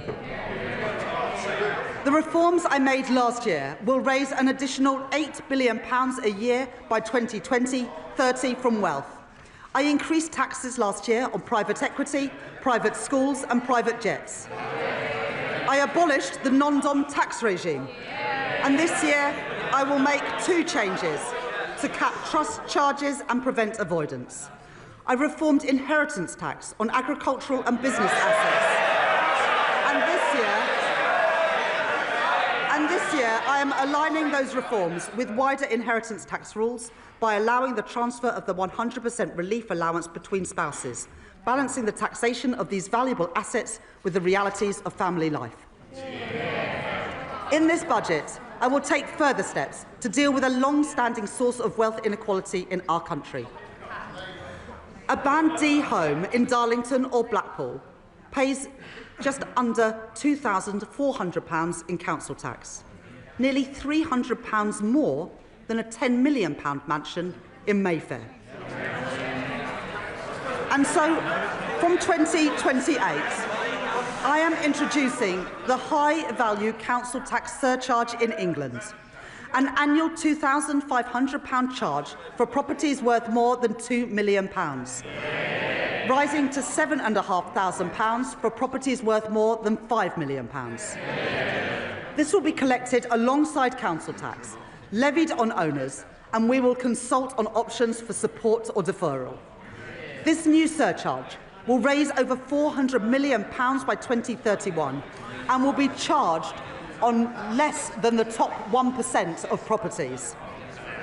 Madam Deputy Speaker, reliefs in our tax system cost the taxpayer billions of pounds a year, but many of them no longer serve their original purpose. The government rightly provides generous tax relief for people paying into a pension, relieving income tax on all contributions and on the investment itself, as well as national insurance relief on employer contributions, at a cost of over £70 billion a year to the Exchequer. This budget makes no changes to those reliefs or to the tax-free lump sum. But salary sacrifice for pensions, which was intended to be a small part of our pension system, is forecast to almost treble in cost to other taxpayers, from £2.8 billion in 2017 to £8 billion by 2030, with the greatest benefit going to the highest earners, or to those in the financial services sector putting their bonuses into pensions tax-free, while those on the minimum wage or those whose employers don't offer salary sacrifice don't benefit at all. That is not sustainable for our public finances, putting pressure on the tax that everyone else pays. And so I am introducing a £2,000 cap on salary sacrifice into a pension, with contributions above that taxed in the same way as other employee pension contributions. That is a pragmatic step so that people, especially on low and middle incomes, can continue to use salary sacrifice for their pension without paying any more in tax than they do now, and to give individuals and employers time to adjust to these new arrangements. These changes will come into effect in 2029. The coalition government introduced 100% relief from capital gains tax on business sales made to employee ownership trusts, creating a route for gains to go completely untaxed when businesses are sold. I will reduce that relief to 50%, retaining a strong incentive for employee-owned companies. And as we work towards doubling the size of the cooperative economy, the Department for Business and Trade will launch a call for evidence on how we can better support co-ops to grow.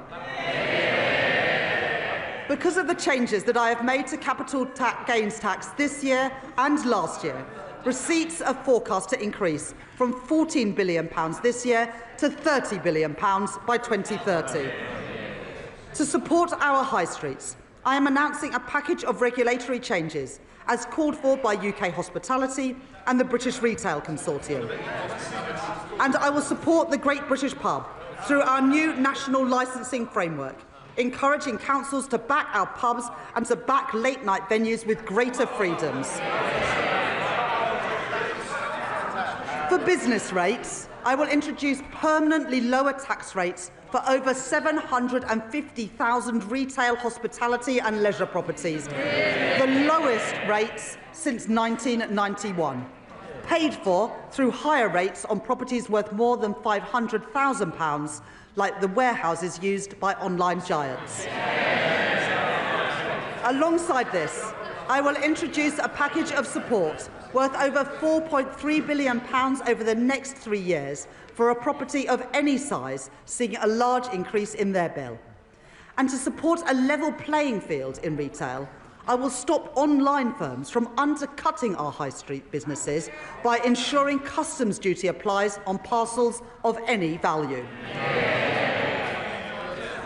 I will reform our motoring taxes, exempting search and rescue vehicles from vehicle excise duty as called for by my honourable friends, the member for the Western Isles and for Whitehaven and Workington. And because all cars contribute to the wear and tear on our roads, I will ensure that drivers are taxed according to how much they drive and not just by the type of car they own, by introducing the electric vehicle excise duty on electric cars. This will be payable each year alongside vehicle excise duty at 3p per mile for electric cars and 1.5p for plug-in hybrids, helping us to double road maintenance funding in England over the course of this Parliament. And alongside this, I am providing support to boost our British car industry, increasing the threshold for the expensive car supplement on electric vehicles to £50,000, saving over 1 million motorists £440 a year. Providing £1.3 billion additional funding for the electric car grant, extending it to 2030 and taking total funding to £2 billion, as well as delaying changes to the employee car ownership scheme. In addition, we're investing a further £200 million to accelerate the rollout of EV charging, as well as 100% business rates relief for EV charge points for the next decade, with thanks to my honourable friend, the member for Camborne and Redruth, for his representations on this policy. And I will improve competition in our taxi industry by ending ride-hailing companies' use of a discount scheme intended for coach tours, as called for by Steve McNamara, the General Secretary of the Licensed Taxi Drivers Association, legislating to restrict access so that everyone pays fairly and protecting £700 million of tax revenue each year.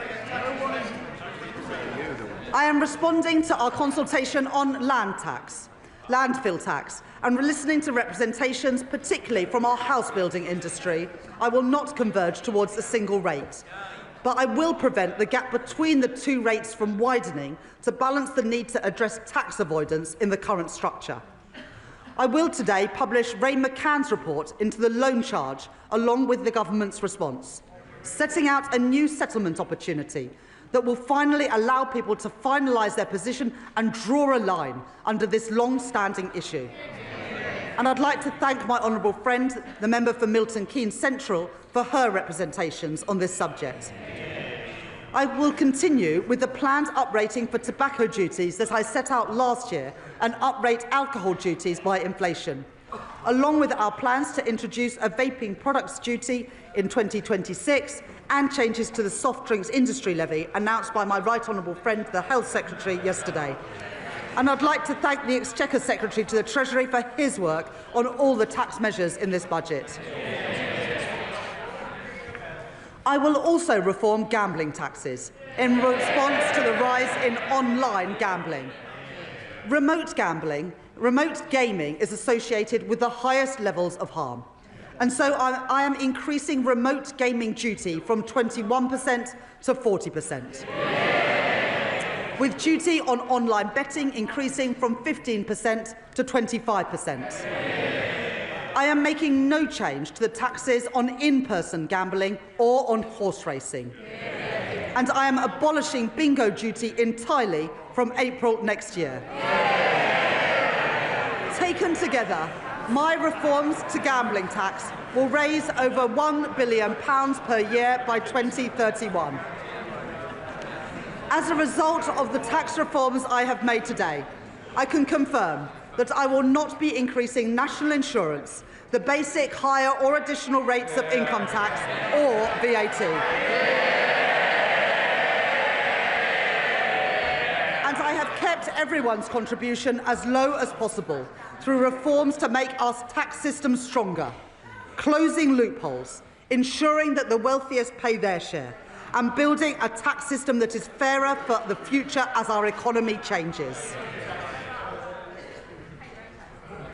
On the day I became Chancellor, I said that I would judge my time in office a success if I knew that ordinary children from working-class backgrounds were living more fulfilling lives. Their horizons expanded, their potential realised. I joined the Labour Party, I came into politics, because I believe that every child has equal worth and deserves an equal chance to achieve their promise. The biggest barrier to equal opportunity is child poverty. Because for every child that grows up in poverty, our society pays a triple cost. The first and the heaviest is to the child. Going to school hungry, waking up in a cold home, or in another B&B. While other children enjoy the advantages of parents with time to help with homework, the quiet space at home to work in, too many go without. And there is also the cost of supporting a family in poverty, which ends up in the lap of overstretched councils, who can do no more than shunt them into temporary accommodation at huge cost to local taxpayers. Then there is the future cost, to our economy and to our society, of wasted talent and a welfare system that bears the cost of failure for decades to come. Young people with so much to contribute, but whose potential is suffocated early by limited life chances and missed opportunities, struggling to make their way in a society that did not look out for them. I don't intend to preside over a status quo that punishes children for the circumstances of their birth and demands that we all pay 3 times over for it. Since last July, we've rolled out free breakfast clubs in schools. We're expanding free school meals to 500,000 more kids, lifting 100,000 children out of poverty as we do it. We've passed the Renters' Rights Act and we've extended the childcare offer. And I'm proud of all of that. But it's not enough.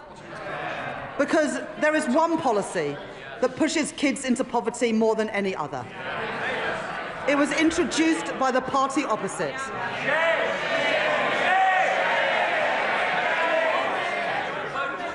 They said it would save money and that it would bring about behavioural change, disincentivising poorer families from having more children. Well, even on its own terms, it failed.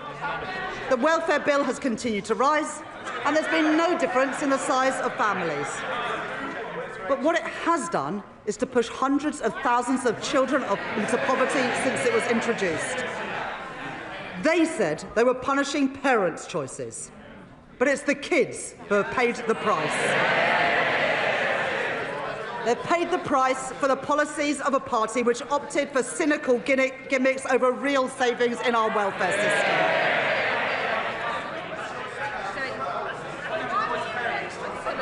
I understand that many families are finding times hard and that many kids have had to make difficult choices when it comes to having kids.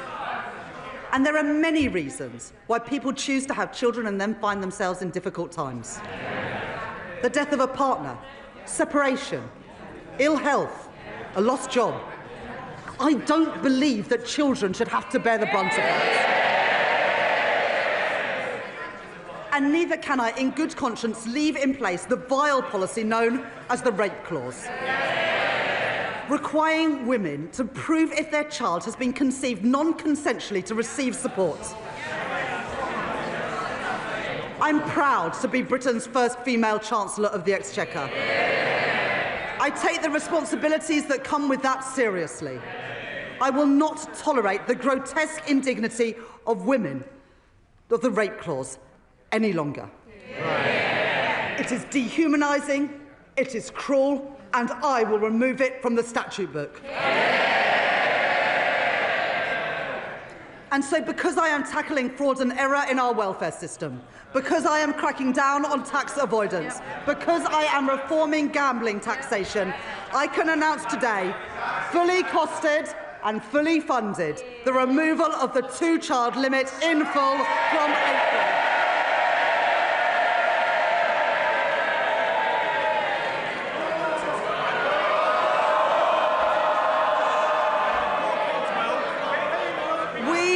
This side of the house. It's amazing what people get so angry about, and we've seen their true colours today. The thing they get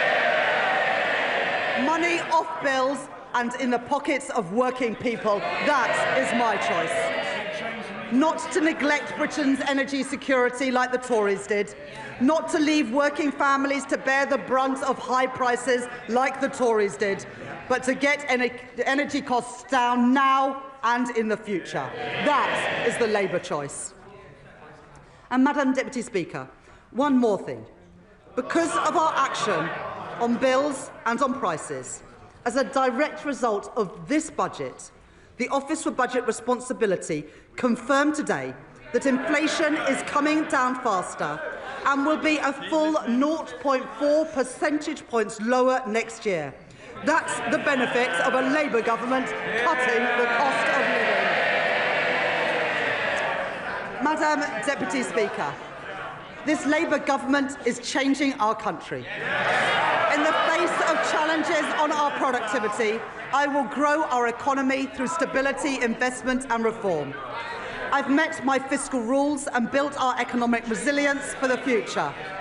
I have asked everyone to contribute, yes, for the security of our country and the brightness of its future. But I have kept that contribution as low as possible by reforming our tax system, making it fairer and stronger for the future. I have protected our NHS, maintaining public investment and driving efficiency in government spending. I've taken action on our broken welfare system, rooting out waste and lifting children out of poverty. And I have cut the cost of living, with money off bills and prices frozen, all while keeping every single one of our manifesto commitments. Those are my choices. Order. Mr. Rankin, Miss Moulton, your voice carries right across the chamber. Right across the chamber. Try and take a breath every so often. Chancellor. Those are my choices. Not austerity, not reckless borrowing, but cutting the debt, cutting waiting lists and cutting the cost of living. Those are Labour choices, promised and delivered by this budget, promised and delivered by this Labour government. And, Madam Deputy Speaker, I commend this statement to the House.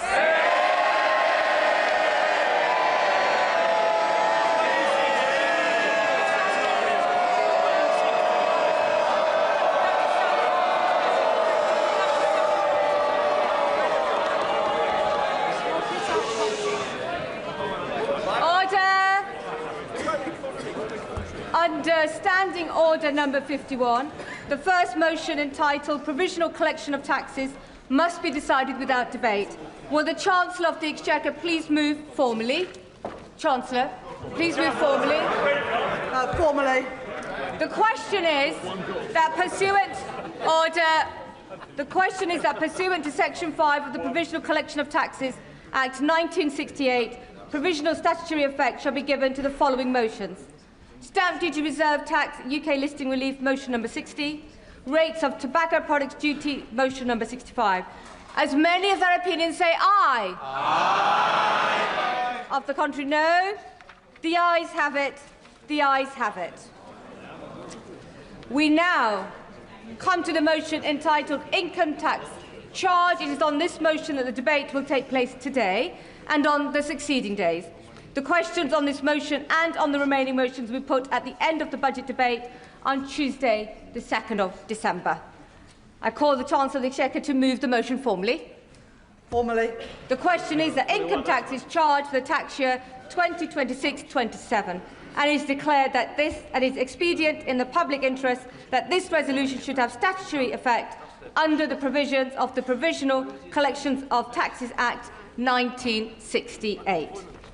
I now call the Leader of the Opposition. Leader of the Opposition.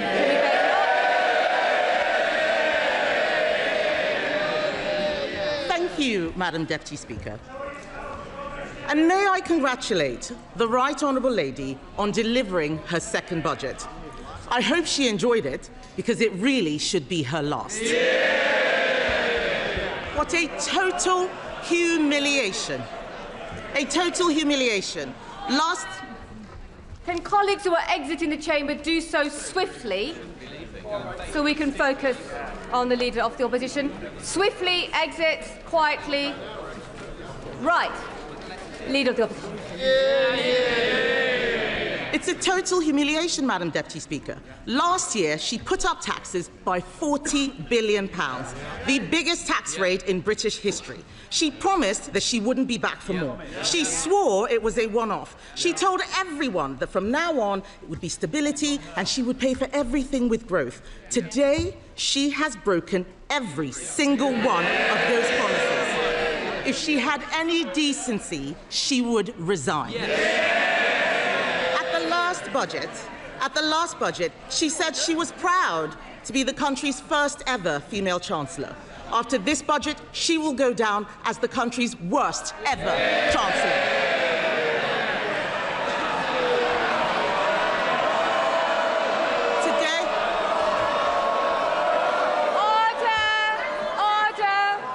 Order. And the Chief Whip in particular knows that we don't allow clapping in the chamber. Leader of the Opposition.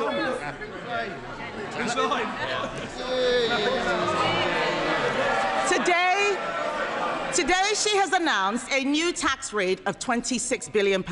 They're all cheering. Household income is down. Spending policies in this budget increase borrowing in every year. That smorgasbord of misery we just heard from her can be summed up in one sentence. Labour are hiking taxes to pay for welfare. This is a budget for Benefit Street, Madam Deputy Speaker, paid for by working people. This budget increases benefits for 560,000 families by an average of £5,000. They are hiking taxes on workers, pensioners and savers to pay for handouts to keep their backbenchers quiet. These are the same, yes, they can chanter all they like. These are the same backbenchers, Madam Deputy Speaker, who cheered last year when she taxed jobs and left more than 100,000 people without an income. They cheered because they didn't understand the consequences of what they were doing, and they still don't. Madam Deputy Speaker, it's not been an easy time for the Chancellor. No one liked seeing her sitting on those benches as it dawned on her that her own backbenchers were going to do to her political career what she's done to our economy. But she could have chosen today to bring down welfare spending and get more people into work.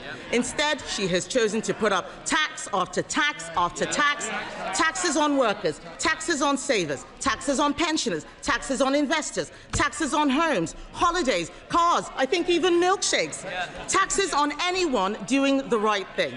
She and this government have lost what little credibility they had left, and no one will ever trust her again. What's amazing, Madam Deputy Speaker, is that she has the nerve to come to this House and claim this is all someone else's fault. A laundry list of excuses. Yes. Madam Deputy Speaker, they blame the Conservatives as if we've been sneaking into the Treasury under the cover of darkness to give pay rises to the unions. She inherited an economy with inflation at 2% and record high employment. She has tanked it in just over a year. Endless excuses. She blames Brexit. She blames Donald Trump. She needs to blame herself.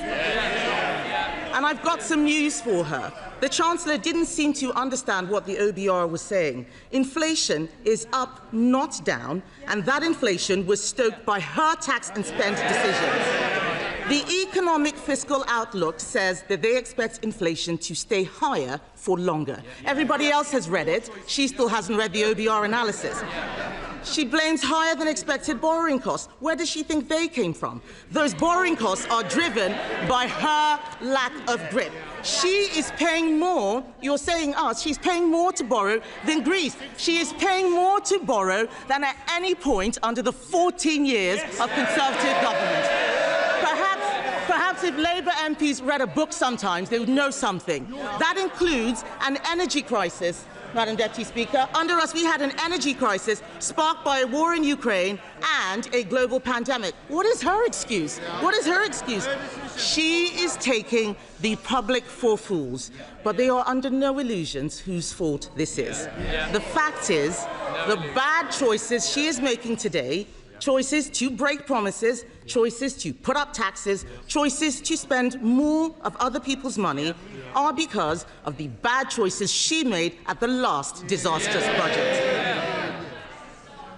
If you want growth, you need to start with knowing what kind of country you want to be and make a plan to get there.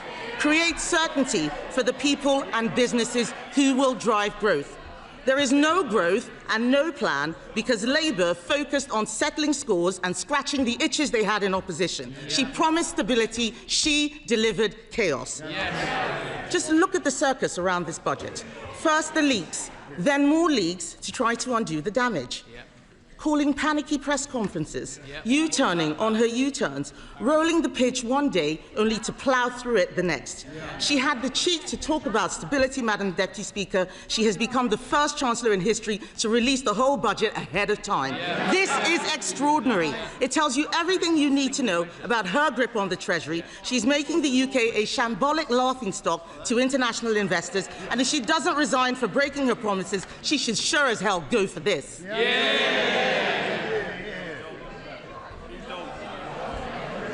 But, Madam Deputy Speaker, what have we got for all this chaos and disorder? There are 1 million more people claiming universal credit than there were at the time of the last budget. Government spending, up. Welfare spending, up. Universal credit claimants, up. Unemployment, up. Debt interest, up. Inflation, up. And what about the things that you want to go up? What about the things you want to go up? Growth, down. Investment, down. Business confidence, down. The credibility of the Chancellor, and not just down, through the floor. These figures are shocking. Does she really think that anyone will be confused by the sleight of her hand that she had in her speech? Her speech today was an exercise in self-delusion. Today, she had an opportunity to apologise and show some humility. Instead, we've been fed puff pieces in the Times and the FT showing a woman wallowing in self-pity, whining about mansplaining and misogyny. Madam Deputy Speaker, let me explain to the Chancellor. Woman... Order. Colleagues need to simmer down, most definitely, and just breathe a little and allow the Leader of the Opposition to be heard. Leader of the Opposition. All we've had is wallowing in self-pity and whining about misogyny and mansplaining. So, Madam Deputy Speaker, let me explain to the Chancellor, woman to woman. People out there aren't complaining because she's female. They're complaining because she is utterly incompetent.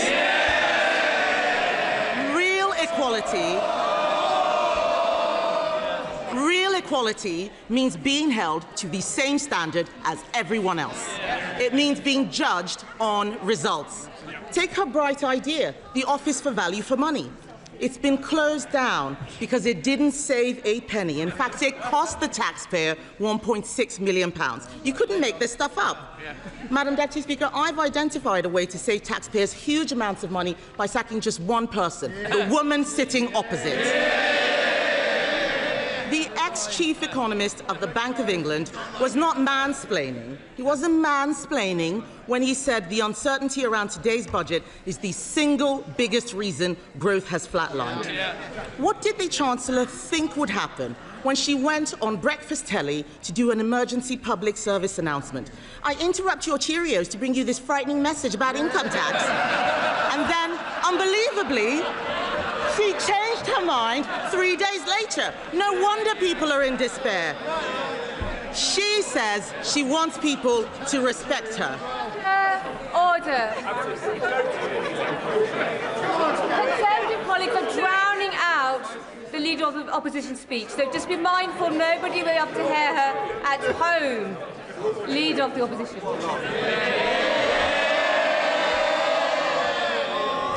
Madam Deputy Speaker, she says she wants people to respect her. Respect is earned. She apparently told Labour MPs this week, I'll show the media, I'll show the Tories, I will not let them beat me. Show us what? Making stuff up at the dispatch box, incompetence, chaos, and the highest tax burden in history. She to them, Madam Deputy Speaker, I'll be there on Wednesday, I'll be there next year, and I'll be back the year after that. God help us. She is spineless, shameless, and completely aimless. Talk to any business. Talk to any business. Talk to someone looking for a job. Unemployment is up every single month since Labour have been in office. They don't want to hear it, but it's true. They're shouting and complaining they cannot create jobs. It is the worst year for graduate recruitment on record. Are they proud of this? Companies like Merck and Ineos slashing investment plan. Order. If you're on the front bench, I can obviously see you, Mr. Kyle. And there's no need for you to be chuntering this loud. They can see and hear you as well. Leader of the Opposition. Thank you, Madam Deputy Speaker. They don't want to hear the truth, but I'm speaking for all of those people out there who are sick of this government. Companies like Merck and Ineos are slashing investment plans. The construction sector has shrunk. How is that house building target going, by the way? I'll tell you, Madam Deputy Speaker, they are miles behind and won't even come close to what we achieved. Business confidence is at record lows. No wonder today future growth has been revised down in every year of the scorecard. The papers are reporting that 1 in 8 business leaders is planning to leave Britain. Even one of Labour's biggest ever donors, Lakshmi Mittal, has fled the country. Fled with a passport. What we have in front of us is a budget littered with broken promises. She stood on a manifesto which promised better returns for UK savers. Today, she's putting up taxes on savings, on salary sacrifice even. She promised to give pensioners the security and retirement they deserve. Today, she slapped higher taxes on people saving for their pensions. She promised to make Britain the best place in the world to invest and do business. Today, she has raised the dividend tax rates. She and the Prime Minister had already broken their promise to freeze council tax, but today she's decided to go even further, introducing a new property tax clobbering family homes that will only raise small amounts. This is Labour's Britain. This is Labour's Britain. People who work hard, Madam Deputy Speaker, people who work hard and save hard to buy their homes get taxed more, while those who don't work, who in some cases refuse to work, get their accommodation paid for by taxpayers. And then to top it all off, because taxing your home, your car, your savings and your pension wasn't enough, she has, by her own admission, broken her manifesto promise on income tax. Because in the last budget, she said, and I quote, "I am keeping every single promise on tax that I made in our manifesto, so there will be no extension of the freeze in income tax threshold." She said in that budget that extending the threshold freeze would hurt working people and take money out of their payslips. But today, she has done exactly that. Why should anyone believe anything she's promised in this budget? And so where is the money going? Small changes to rail fares and prescriptions, these are distractions while she steals your wallet. The real story here, Madam Deputy Speaker, the real story is that Labour have lost control of welfare spending. Not only will working people have their tax thresholds frozen while benefits go up in line with inflation, not only have Labour abandoned reforms that would have saved the taxpayer £5 billion after pressure from these backbenchers, today they have added another £3 billion to the bill by scrapping the two-child benefit cap. We introduced that cap, Madam Deputy Speaker, because it means people on benefits have to make the same decisions about having children as everyone else. Even Labour voters know that it strikes the right balance between supporting people who are struggling and protecting taxpayers who are struggling themselves. Just this summer, the Chancellor admitted that lifting the two-child benefit cap was not affordable. But that was before the Prime Minister accidentally fired the starting gun on the race to replace him. So now he and the Chancellor are buying the votes of their own MPs with taxpayers' money. If she wants to reduce child poverty, she should stop taxing their parents and stop destroying their jobs. She congratulated herself on a new tax on landlords. Let me tell her this. Hiking tax on landlords will only push up rents. It will push landlords out of the market. The people who will suffer are the tenants. And then she talks about taxes on electric vehicles. These changes will hit rural drivers the hardest, but we know that Labour don't care about rural people. All this budget delivers is higher taxes and out-of-control spending. Nobody voted for this. The Chancellor must take responsibility. She chose to impose the jobs tax, driving unemployment higher month after month. She chose to abandon welfare reform, meaning the benefits bill is spiralling. She chose to spend more and more money she didn't have, leaving taxpayers to foot the bill. She is out of money, out of ideas, out of her depth, and she has run out of road. The country simply cannot afford a Chancellor who can't keep her own promises. Her position is untenable, and she knows it. She's talking to the Chancellor. Is he mansplaining to you, by the way? Is he mansplaining? Do you want some help? Would you like some help? What the Prime Minister should do is grow a backbone and sack her. But he won't, because he knows if she goes down, he goes down with her. So we're stuck with them both, Laurel and foolhardy. Does she have any sympathy for the people facing Christmas without a salary because of her jobs tax? For the retailers who are suffering sleepless nights because of their plummeting Christmas sales? People out there are crying. Last year, we had the horrors of the Halloween budget. This year, it's the nightmare before Christmas. And as for her, she's the unwelcome Christmas guest, 10 minutes through the door, and she's eaten all the Quality Street, Madam Deputy Speaker.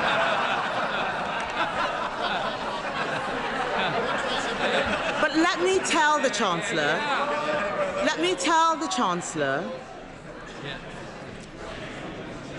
Chancellor something she has forgotten.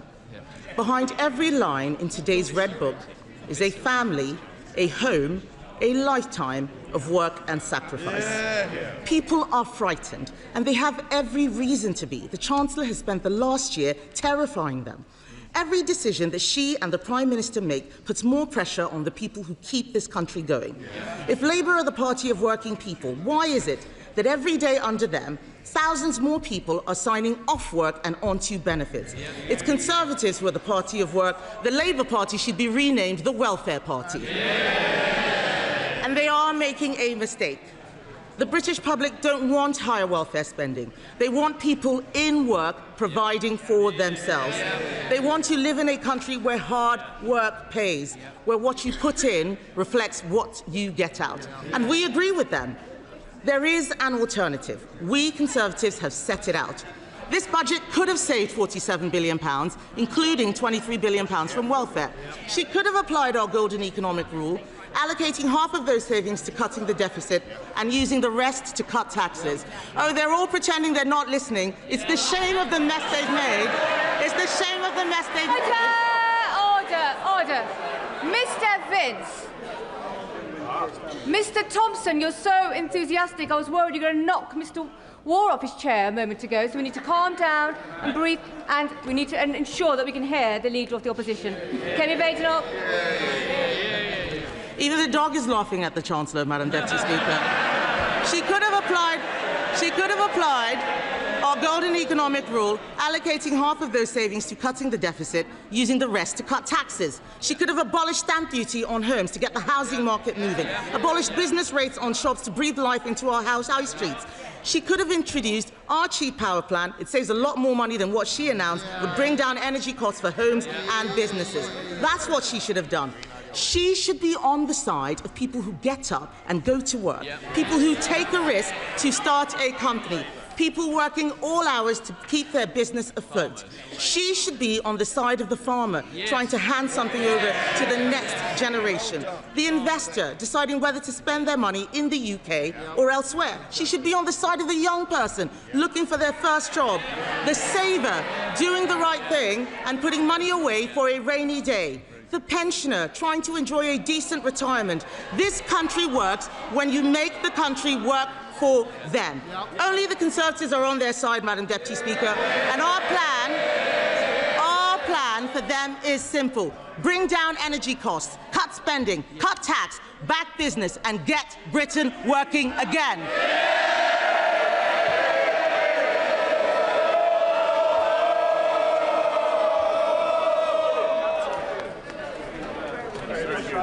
Colleagues are exiting. Can they do so quietly and quickly before we come to our first backbench contribution? Quietly and quickly. Other colleagues who are trying to catch my eye should return to their seats. I have noticed they're bobbing. And we come to the chair of the Select Committee. We come to Dame Meg Hillier. Thank you, Madam Deputy Speaker. Madam Deputy Speaker, it seems like some ways a very long time since 2022. Remember that, where we had a Prime Minister and a Chancellor who put this country in hock to the bond markets, made mortgages rise and put the British public through living hell. Yeah. What a contrast with my right honourable friend today, who has put money into the NHS, is backing investment in our country, supporting start-ups and supporting the British public in a difficult cost of living crisis caused by the party opposite. Yeah. And while I want to go into what the Chancellor said today, I cannot let go without making some comments about the Right Honourable Member for Essex, the Leader of the Opposition. Who was shambolic, Madam Deputy Speaker? Them. Under them, mortgages went up. And we saw children entering in poverty in greater numbers. So who is the party that created child poverty? Them, not us. And who is the party that has consistently talked down this country since the election, being negative on every stage and downgrading people's confidence in our country? Who is the party of 0 hours contracts? The party opposite. And who is the party that failed consistently to invest in our schools? The party opposite. And the NHS, and our prisons, and our justice system. Under them, the country spiralled. And I spent a decade under the last government looking at public spending in the privileged role of chair of the Public Accounts Committee. I saw those mistakes close up. I saw the big nasties left, whichever government was elected in July last year. And I commend my right honourable friend for tackling those challenges. And the productivity that we've seen challenges on as a result of the OBR's decisions has been low since 2010. And who was in government since 2010? The party opposite. So they left the legacy, they left the big nasties, and it's now this government's job to clear it up. But amid all the noise, Madam Deputy Speaker, we must remember that the markets are listening, and we need to all be responsible. Government, opposition, every member of this House. And while speculation always swirls around a budget, and that is inevitable because we're all lobbying on behalf of our constituents, our local businesses and every other group that we represent, quite rightly, to persuade our government to do the things that we want to see. And we're all impatient to see those things happen yesterday. That's why we got elected, to make change. But the leaks that have happened around this budget have been very unfortunate. And I do hope my right honourable friend will grapple with this and make sure that it doesn't happen again. And the most recent leak of the OBR data, moments before her budget, is undermining for us all. So we will be raising that with the Office for Budget Responsibility when they appear in front of the Select Committee next week. But the Treasury Select Committee looked at a number of the issues that were being speculated around the budget: child poverty, gambling tax, cash ISAs, and others. And I'm grateful that my right honourable friend has tackled some of these. I wanted to touch first on cash ISAs. We, in a report, recommended that the Chancellor didn't reduce the limit on cash ISAs from £20,000, and she's reduced it not from the 10 that was being mooted, but to 12. The concern is that for short-term savers, there can be a real issue there. And with targeted support coming next year and work on the advice guidance boundary, there is an opportunity to bring the British public into a more investing environment and to make them invest or encourage them to invest more. But after so many years, when we've all been warned that your capital is at risk, like on the cigarette packets, that you might die if you smoke, it takes a long time to turn that culture around. Yeah. I do want to pay tribute to the financial inclusion and literacy campaign that the Financial Times backs, which is running a programme in Shoreditch Park City Academy in my constituency over 3 years, with years 7, 8 and 9, to encourage them to teach them about financial literacy. Yeah. They will be the investors of the future, but it will take some time for those young people to get to the point where they invest. So I am pleased that the Chancellor did exempt over 65s from this limit, because that short-term saving is important, and particularly for that age group that is planning for retirement or indeed in retirement. Yeah. I really welcome her support for start-ups. In my constituency, this is a huge issue, and widening enterprise support, something that I know my sister committee, the Business and Trade Committee, will no doubt be looking at. And encouraging companies to list in London, absolutely right. The 3-year stamp duty relief will hopefully be enough to encourage that. We've seen too many companies listing elsewhere, and we need them here in the UK to grow our economy and create those jobs.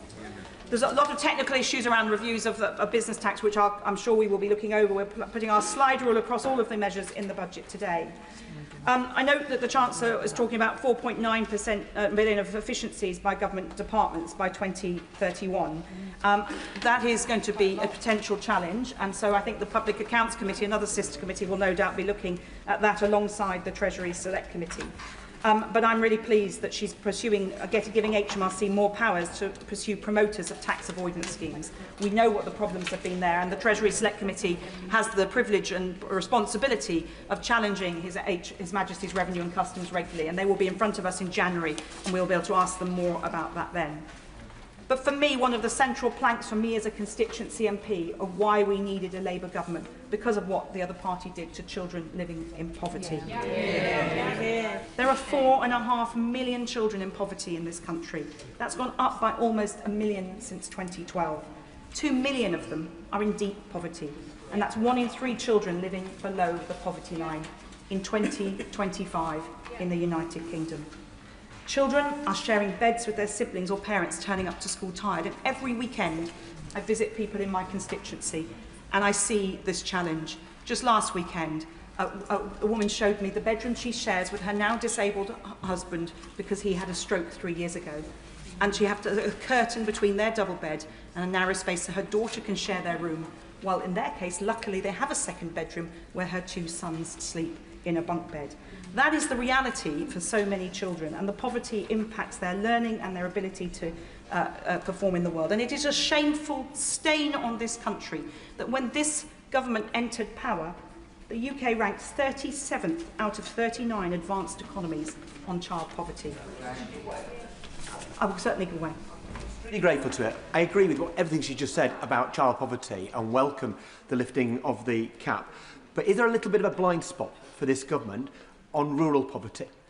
Government figures themselves show by the end of next year the average hill farmer will earn barely just above half the national minimum wage. Is she as disappointed as I am that the government has not tackled this in the budget and indeed got rid of the family farm tax, which is going to tax many of them out of existence altogether? The honourable gentleman is a veritable champion for his constituency and for rural issues. I think there are very big, important changes here in the minimum wage and the living wage, which will have an impact, and there's lots that could be welcomed for rural areas too. But I recognise that his constituency and mine sometimes have very different challenges, and I welcome the fact that he does champion that here. Obviously, I haven't had a chance to look through the Red Book and the Blue Book at this point, but we will bear that in mind on the committee. But 70% of children in poverty are in working families. So the idea that the chutzpah of the Leader of the Opposition to stand up and say this is a lifestyle choice for people really makes my blood boil. 60% of households hit by the limit are in work, and 15% of affected families are mothers with babies too young for work. And then, and my right honourable friend said it better than any of us could, the Victorian rape clause, the humiliation that women face, that affects notionally 3,600 women, but we heard evidence in the Treasury Select Committee of women who will not put themselves or their children through that humiliation. And any policy that required a workaround like that is outdated and long needed to be gone, and I commend my right honourable friend. And there's been further investment in young people. Certainly. I thank her for a forensic analysis of our budget, but will she take an intervention from the Leader of the Opposition so she can apologise for this awful policy and its impact? Thank you, Leah. Well, it is interesting that they're doubling down, the opposition is doubling down on this policy, which is humiliating people. And let's be clear, the birth rate in this country has fallen year on year for the last 3 years. It is well below where it needs to be. I think only in Luton is it actually at 2.1%, which is about where it needs to be. Well, actually, it's a bit lower than where it needs to be. This is a real crisis for this country in the long term. So it's absolutely right that my right honourable friend is investing in the future of Britain. These young people may be poor. In my constituency, they're poor, but they are no poverty of ambition there. Children I met when I was elected 20 years ago are now doctors, are barristers, are enterprising business people. In spite of the challenges they face, just think about the ones who didn't get there because they didn't overcome the challenges of deep-seated poverty. So we should invest in our young people, and that is what this government is doing, including with the apprenticeships and the youth guarantee and the 9 youth hubs in London, one of which is in my constituency. And I really welcome that my right honourable friend listened to the Treasury Select Committee on the gambling taxation regime.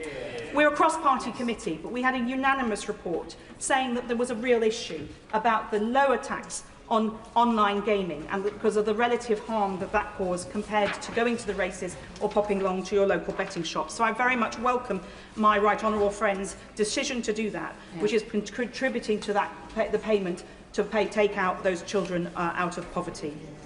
I do on the lifetime, the ISA changes. I just wonder, I caution to my right honourable friend that I hope that the Treasury is watching very closely the impact on mortgage lending by building societies, because in the evidence we heard that was a concern. And if we want to get people into their own homes with the building that's going to be going on, we need to make sure that those mortgages are available to them. So I hope that the Treasury is in ongoing dialogue on that issue, despite this change having been made.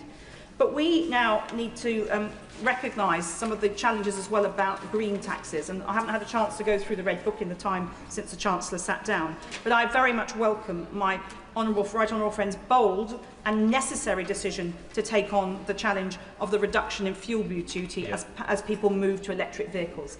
This has been a point of debate for at least the last decade or so. Certainly on the time I was on the Public Accounts Committee, we kept challenging the Treasury about how they're going to fill that gap. And my right honourable friend has been bold and right to challenge that. It's a difficult one to grapple with, but she's great that she's done that, and I think we need to be, we'll look forward to hearing more about that. And in terms of supporting people because of the cost of living, the freeze on rail fares, keeping the bus fare cap, these are things that help people get to work. And the ongoing freeze on fuel duty will help with that too. And the increase in the minimum wage and the living wage are vital.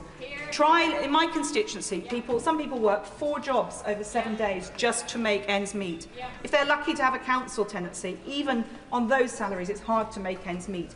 If you try to go into the private sector, completely unaffordable if you're on that kind of income. And yet contrast that with people who earn enough to work 4 days a week because they can afford to do so. I'm not criticising them for that life choice, but that is the challenge and the difference that's faced. So the challenge on, there's been a lot of discussion, of course, about a high value property tax.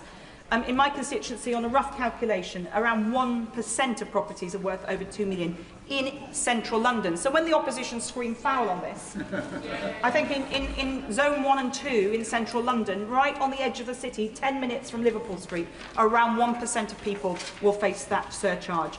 That is a small price to pay when next door our families are living in the deepest poverty that I have described.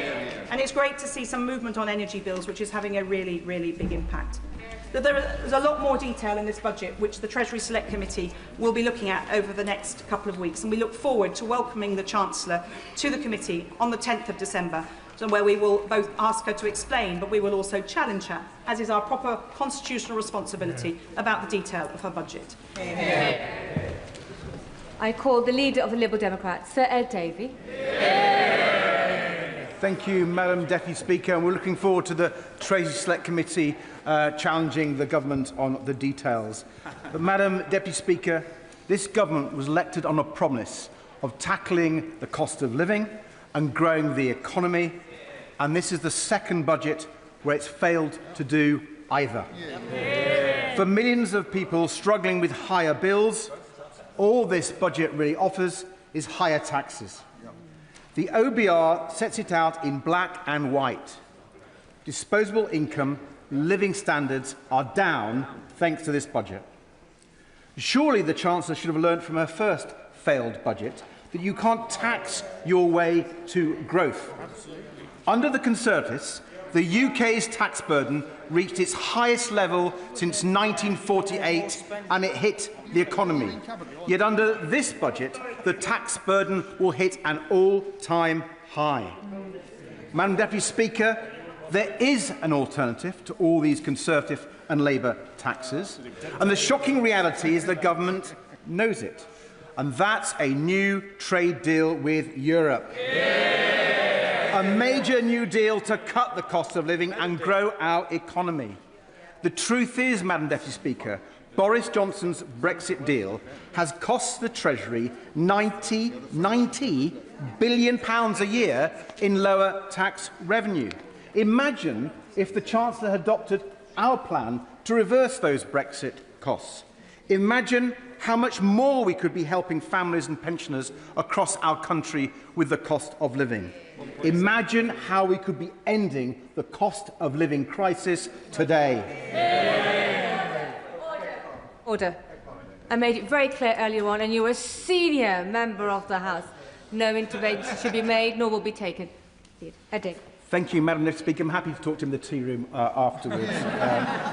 Madam Deputy Speaker, the government know the damage the Conservative reform Brexit deal has done to every family and every business across our country. And yet they choose to reject the single biggest policy for ending the cost of living crisis, turbocharging economic growth and boosting tax revenues without raising tax.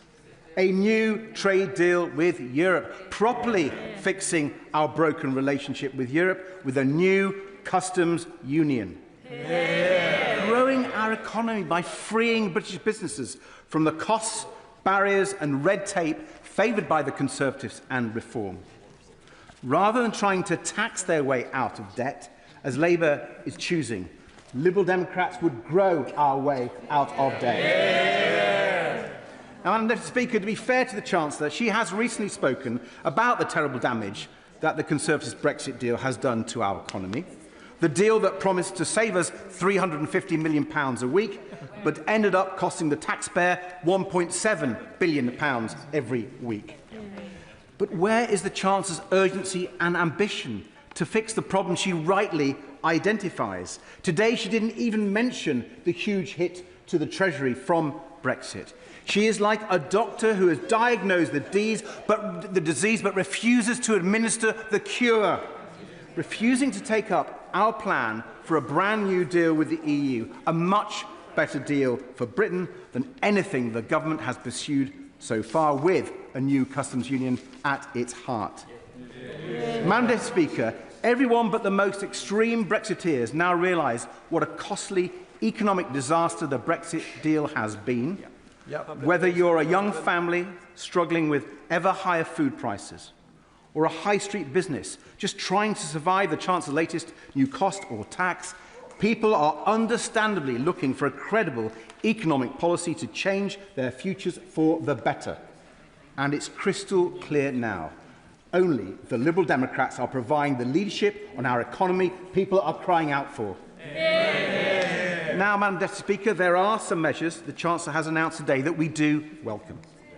At last, she has decided to tax the big online gambling firms by raising remote gaming duty, as the Liberal Democrats have been calling for.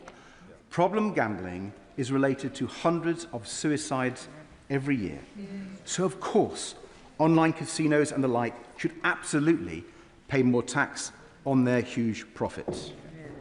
Her decision to scrap the rate clause is an excellent one. And I may not have heard the Leader of the Opposition, but I wasn't sure if she welcomed that. I hope the Conservative Party will welcome that. And the Chancellor's decision to scrap the two-child limit is excellent. It was in our general election manifesto, and I'm glad that she is now enacting Liberal Democrat policy. Madam Deputy Speaker, it's clearly the most effective way of lifting children out of poverty, and it will save taxpayers' money in the long term. And the biggest relief today for millions of families and pensioners is the action the Chancellor is taking to reduce energy bills, and we welcome it. But even after the Chancellor's changes, it will still leave the typical household paying hundreds of pounds a year more on their energy bills than 5 years ago. So more action will be needed. But we need action on energy bills that works. Reform and the Conservative Party pretend that the answer to rising energy bills is to scrap our climate commitments and stop investing in renewables. They couldn't be more wrong. The Conservative reform energy policy would put up bills and just make the UK even more reliant on imported fossil fuels with their volatile and high prices. That would be a disaster for our economy, a disaster for our environment, and a disaster for jobs, and a disaster for people struggling with energy bills. Madam Deputy Speaker, a major winner from reform's energy policies would be Vladimir Putin. Now, that might explain why the honourable member for Clacton is so keen on it. So I urge the government, don't listen to the Conservatives or Reform. Be more ambitious in cutting people's energy bills. Take up our plan to cut energy bills even more right now and to cut them in half within a decade, finally giving families and pensioners the relief they need from this cost of living crisis. Madam Deputy Speaker, while there are some things to welcome, which I've just done, there are quite a lot of measures in this budget that will cause a lot of pain and unfairness, all of which could have been avoided if the Chancellor had gone for growth with Europe instead. Her plans to tax salary sacrifice will be hugely damaging to savings and pensions, and it looks like it's another NI hit on workers, Madam Deputy Speaker. And why, when the electricity vehicle market still needs a boost to get going, is she taxing electric vehicles? And if she wasn't spending £1.8 billion on digital ID, many of these tax rises would not have been needed in the first place. And her failure to U-turn on the family farm tax is a huge error. Madam Speaker, if the Chancellor was really looking to tax those with the broadest shoulders, then why not put a windfall tax on the big banks who are literally making billions at the taxpayers' expense due to a side effect of quantitative easing? But the worst tax hike of this budget by far, the biggest tax rise of this budget, is the Chancellor's decision to repeat the Conservative policy of freezing income tax thresholds. Freezing these thresholds reduces the amount people can earn tax-free and hits the lowest paid the hardest. But I have to say, Madam Deputy Speaker, hearing the Conservative leader criticise it now rings incredibly hollow. And I think the member for Berkshire was objecting to her comments. The leader of the opposition cheered Conservative budgets after Conservative budgets that did exactly the same thing as the Chancellor did, raising taxes on the low-paid. The Conservatives dragged an extra 4 million people on very low incomes into paying income tax and an extra 3.5 million people into paying the 40p rate.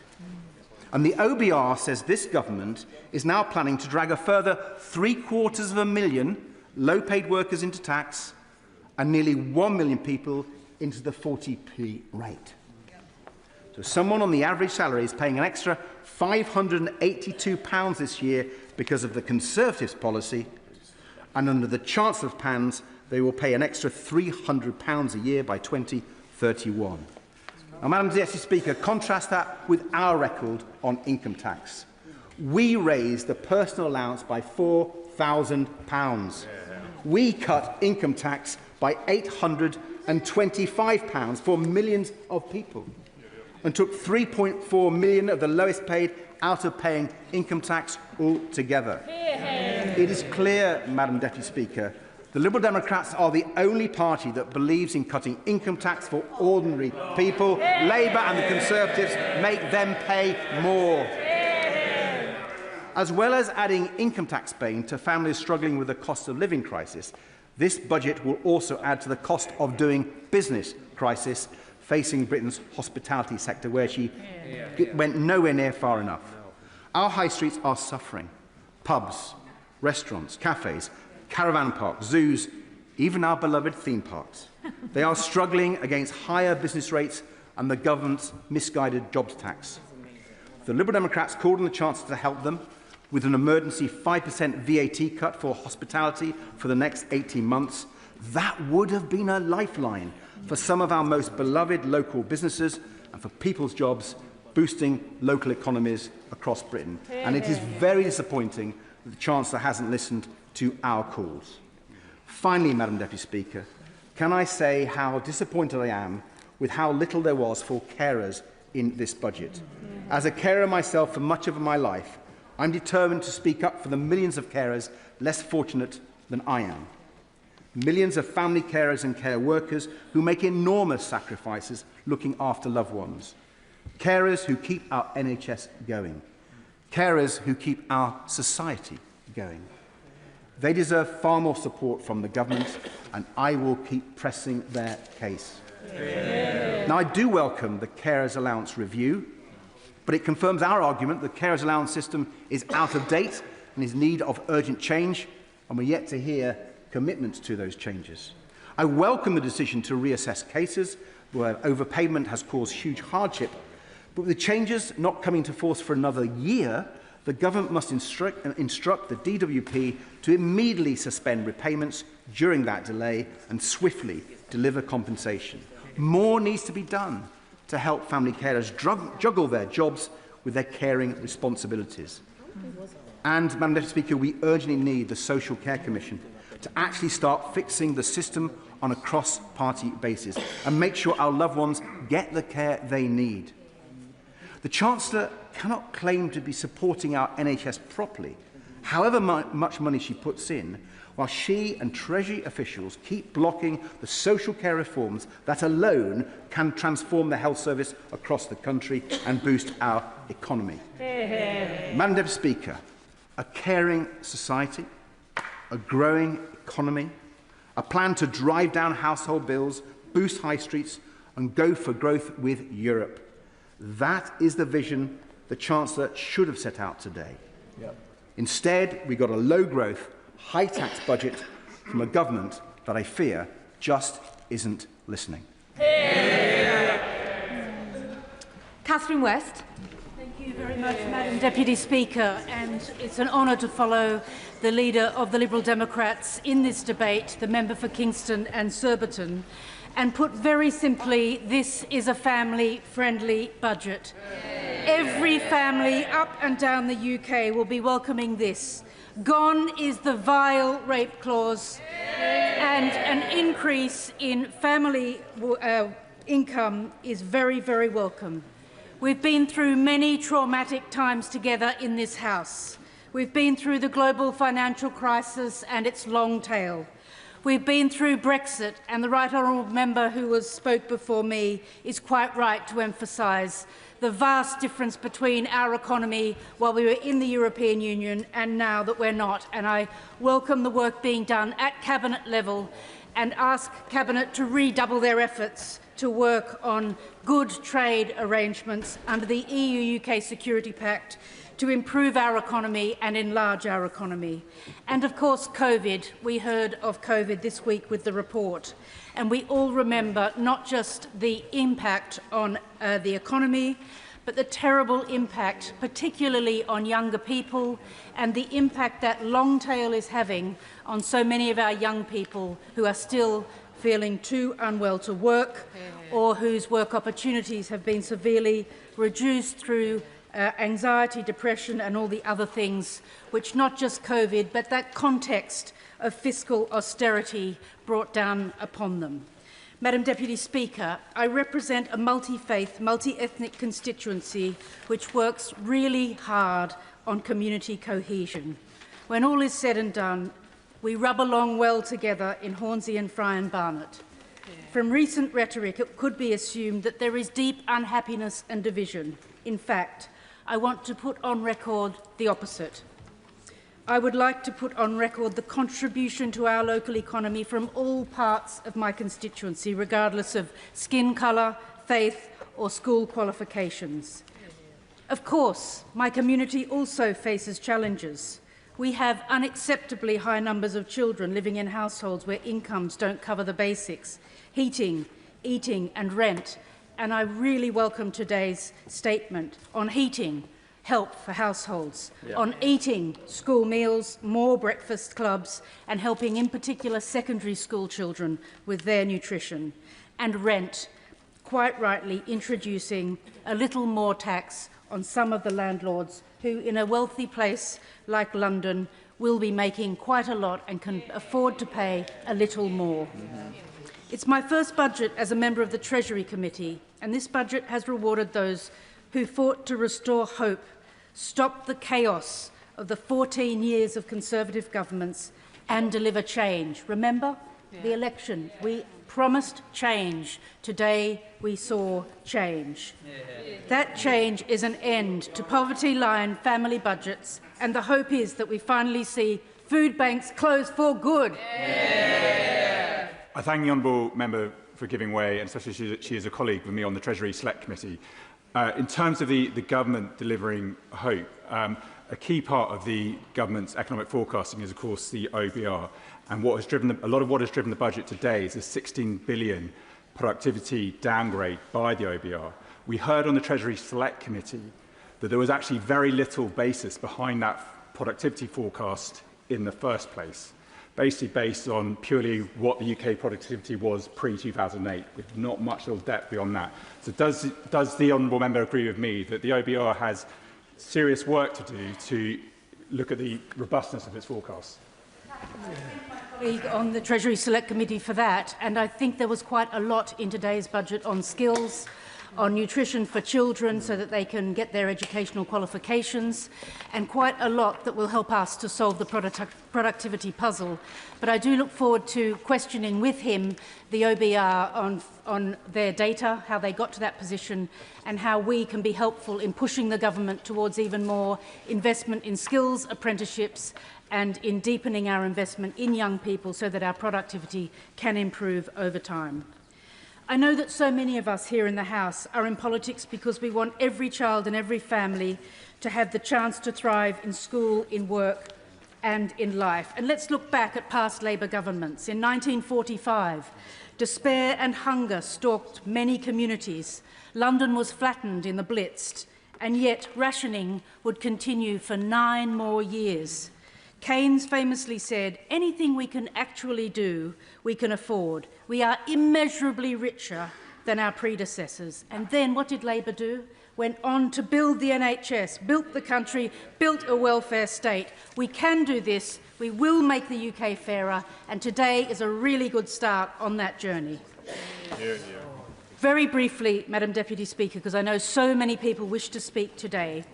As a former borough leader, I introduced school meals for all primary school children. It was a great equaliser and social leveller. Children were more focused, made better progress. Families who were just about managing saved money, and there was no stigma. Everyone sat together and talked with each other. Free school meals for all primary schools were subsequently rolled out across London, and we know from today that more secondary school children will benefit under the government's proposals. We need to continue to restore hope and deliver change. The two-child cap on universal credit, of course, another pro-family measure, the most cost-effective, quick measure to bring up to 500,000 children out of poverty, and paid for by the most addictive forms of gambling, which has been increased. My personal view is we could have gone even further on the gambling, and I hope that it raises between 1 and 3 billion, because I think that remote gambling in your bedroom, on your phone, is deeply damaging to society. The Trussell's September 2025 Hunger in the UK makes for sobering reading. In 2024, 16% of UK households were food insecure, which of course we know is not a food problem, it's an income problem, and this is an issue we must continue to interrogate. I'm very pleased to have secured a backbench debate on food inflation and poverty. So in conclusion, Madam Deputy Speaker, together with school meals, more breakfast club provision, a higher living wage since the general election, slowly the living standards of families will turn around. It's particularly positive to see the first woman Chancellor recognise the impact which the difficult financial climate has had on families. I hope that by this time next year, once these measures are really embedded, we'll begin to see the closure of food banks. I've heard a lot about what we want to see by the end of this Parliament. Let's aim for a closure of food banks in this country by 2029. And we hope to feel that every child and every family will have the chance to thrive. To help colleagues, they are now permitted to make an intervention, and a backbencher may wish to accept or decline that. And I call Sir Jeremy Hunt. Budgets aren't easy for chancellors because there are so many things beyond your control, but being forced to make trade-offs reveals priorities. And I'm afraid today's priority was not economic growth, but political survival. That's because there was one central call the Chancellor had to make today. Do we reform welfare or do we raise tax? Getting our welfare bill down to pre-pandemic levels would save about £47 billion a year within 5 years.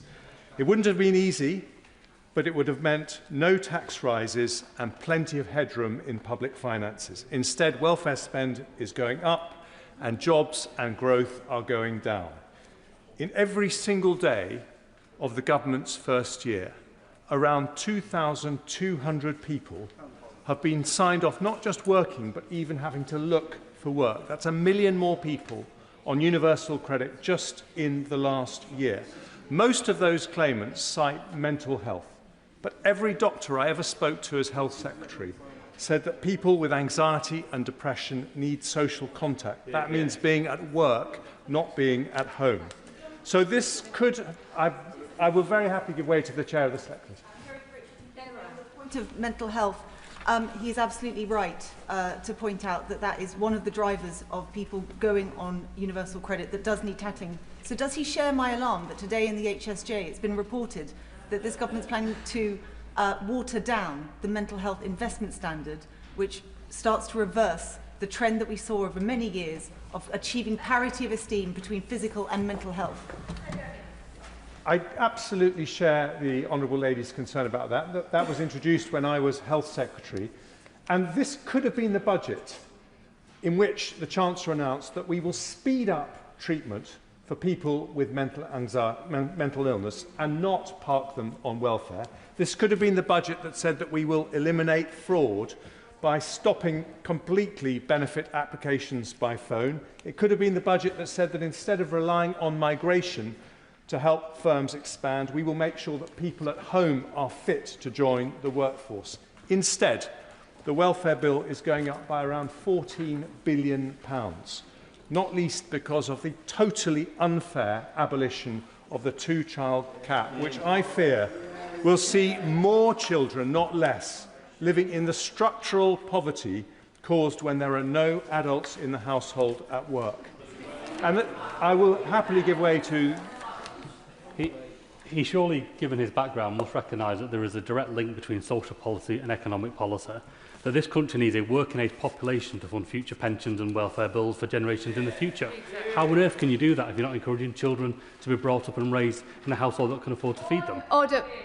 How on earth can you do that? We can't start off these 4 days of budget debate with the word you and your. So quickly, come to your conclusion with the right language. Well, I think she brought me to order just at the right time. I recognise that the honourable gentleman's concern about child poverty is sincere. I just have a totally different view as to how to reduce child poverty in this country. I think financing people to have ever larger families means more children growing up in poverty, not less. And I think the evidence for that is that under the previous Conservative government, we had 1 million fewer children growing up in workless households, and child poverty in absolute terms fell. And he needs to look at that evidence. And the taxes and the price we are paying for this mushrooming welfare bill is that taxes are growing up and they are already starting to destroy growth. 180,000 fewer payroll jobs in the last year. Unemployment up, inflation up, interest rates higher than they would have been. And the tragedy is that absolute poverty, which, as I said, fell under the previous Conservative governments, is now likely to rise under Labour as jobs vanish and welfare rolls soar. I'll give way to the honourable gentleman. I thank the right honourable member for giving way. I grew up in poverty. 1 in 4 children in Bournemouth, the town that I represent here, grow up in poverty. I can tell the honourable member, growing up in poverty is not a good thing. It's an awful thing for the life chances of the child. It's an awful thing for the family that care for them. It's an awful thing for the community that wraps their arms around the child. But would he agree with me too that he is ignoring the future costs of child poverty? I used to run mental health and domestic abuse services. I can certainly tell him that when children grow up in poverty and then in later life can't find the education, training and support that they need because of their trauma as a child, they cause extra costs for the public services that we then have to meet. Does he not agree with me that we should be preventing those future costs? I absolutely agree with him, but I profoundly disagree on the way the government is choosing to do that, because by expanding the welfare bill, expanding the number of large families living in poverty, you are making the root causes of poverty worse and not better.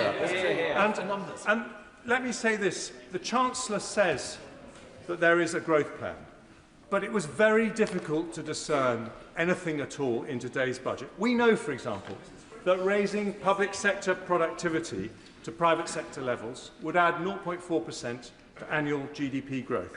We know that proper planning reforms would add 0.4%. We know that proper welfare reform would add 0.3%. We know that getting energy bills down properly adds 0.3%. We know that AI could dwarf all of that, according to Microsoft and Accenture, potentially adding 1% a year. But we got none of that today.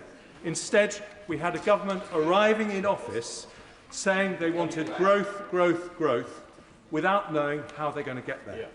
And growth needs a plan, not a soundbite.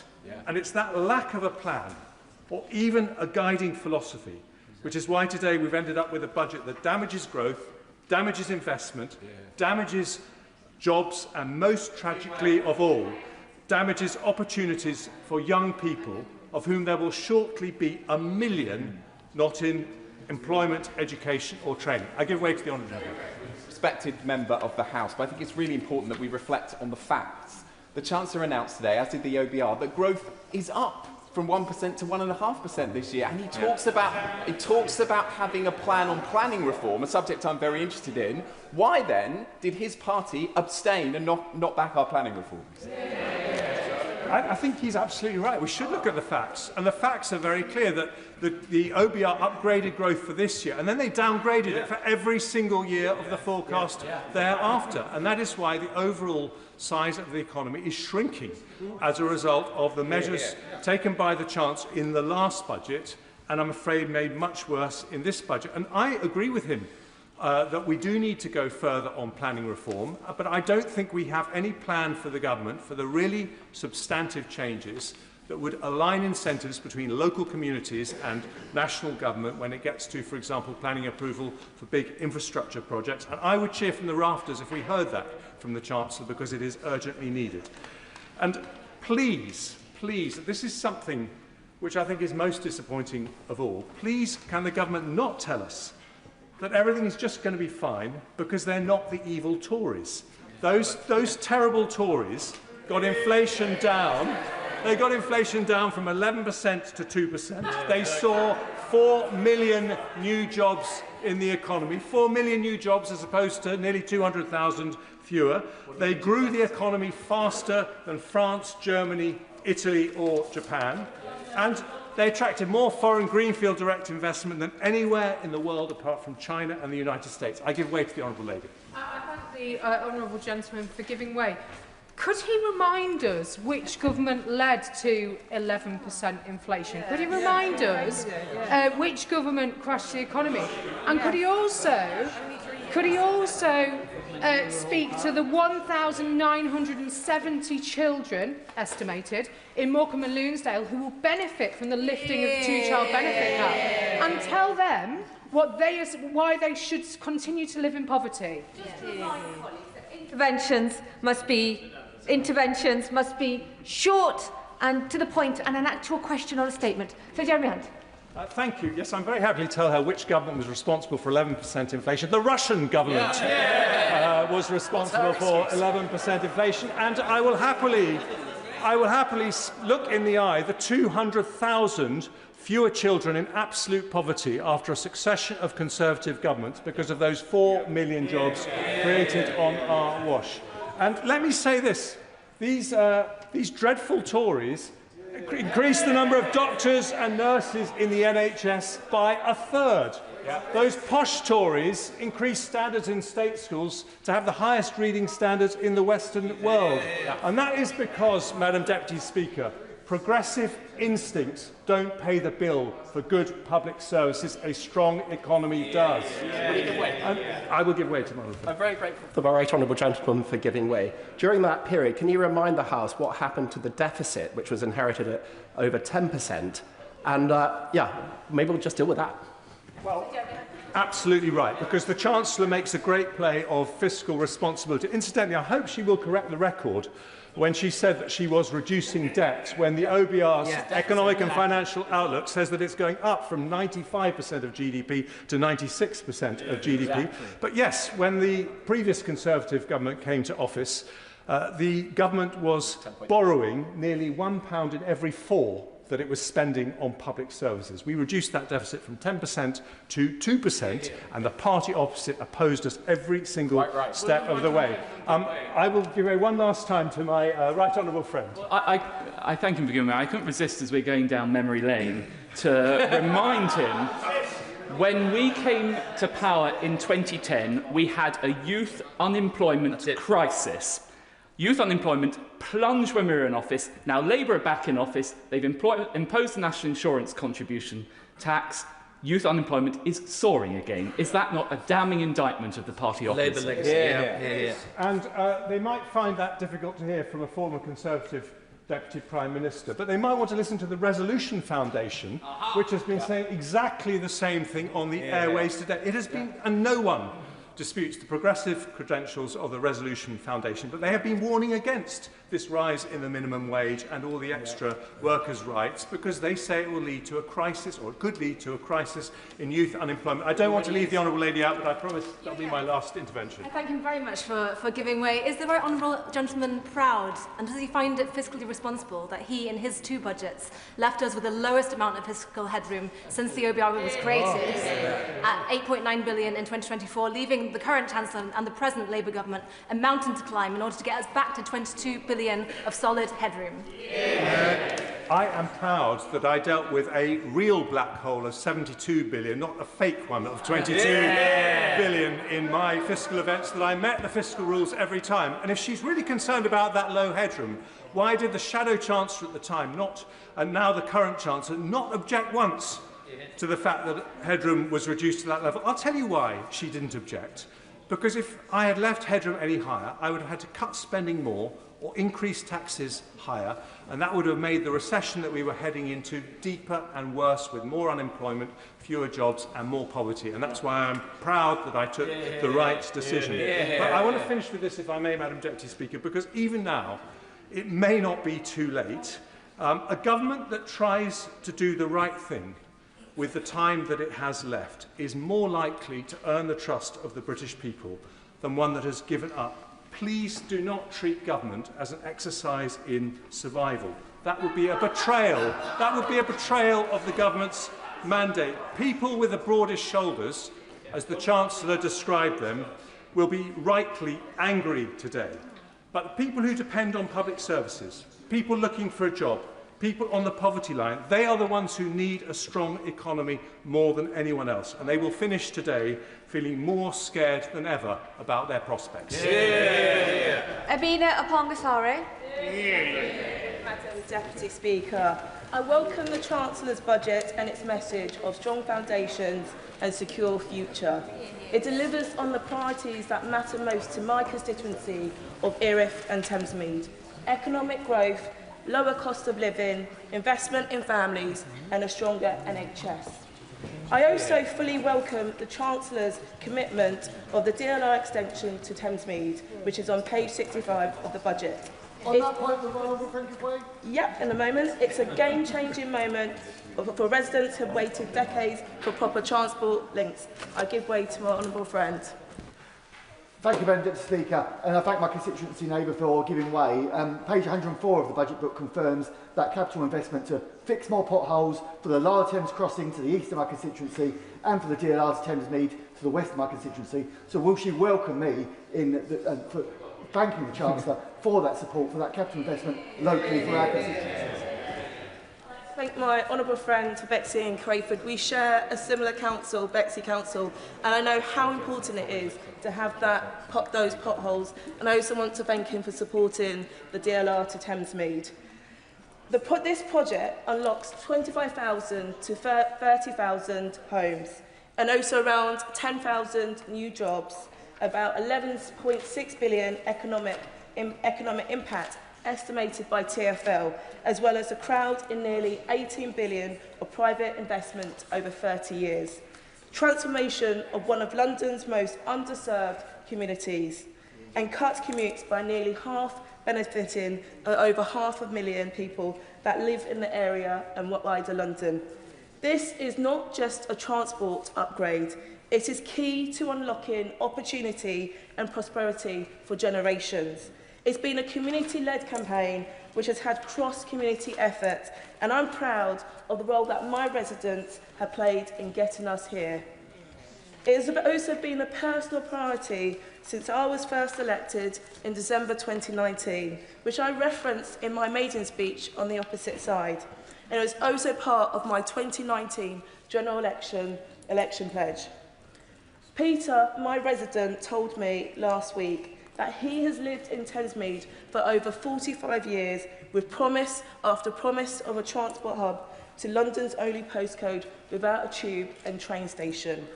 He and I know that so many thousands more are going to be thrilled that this Labour government is putting investment behind their community so they can thrive. Madam Deputy Speaker, I want to pay tribute to the key supporters whose work have been vital. My Greenwich Council leader, Anthony Okorea, the Mayor of London, Sadiq Khan, my honourable friend for West Ham and Beckton, my Thamesmead councillors, plus TfL, councils, assembly members and members in this place, developers Peabody and Lendlease, and of course my senior parliamentary researcher, Patrick Brown. But most of all, local people and their brilliant campaigning. They never lost faith in this project.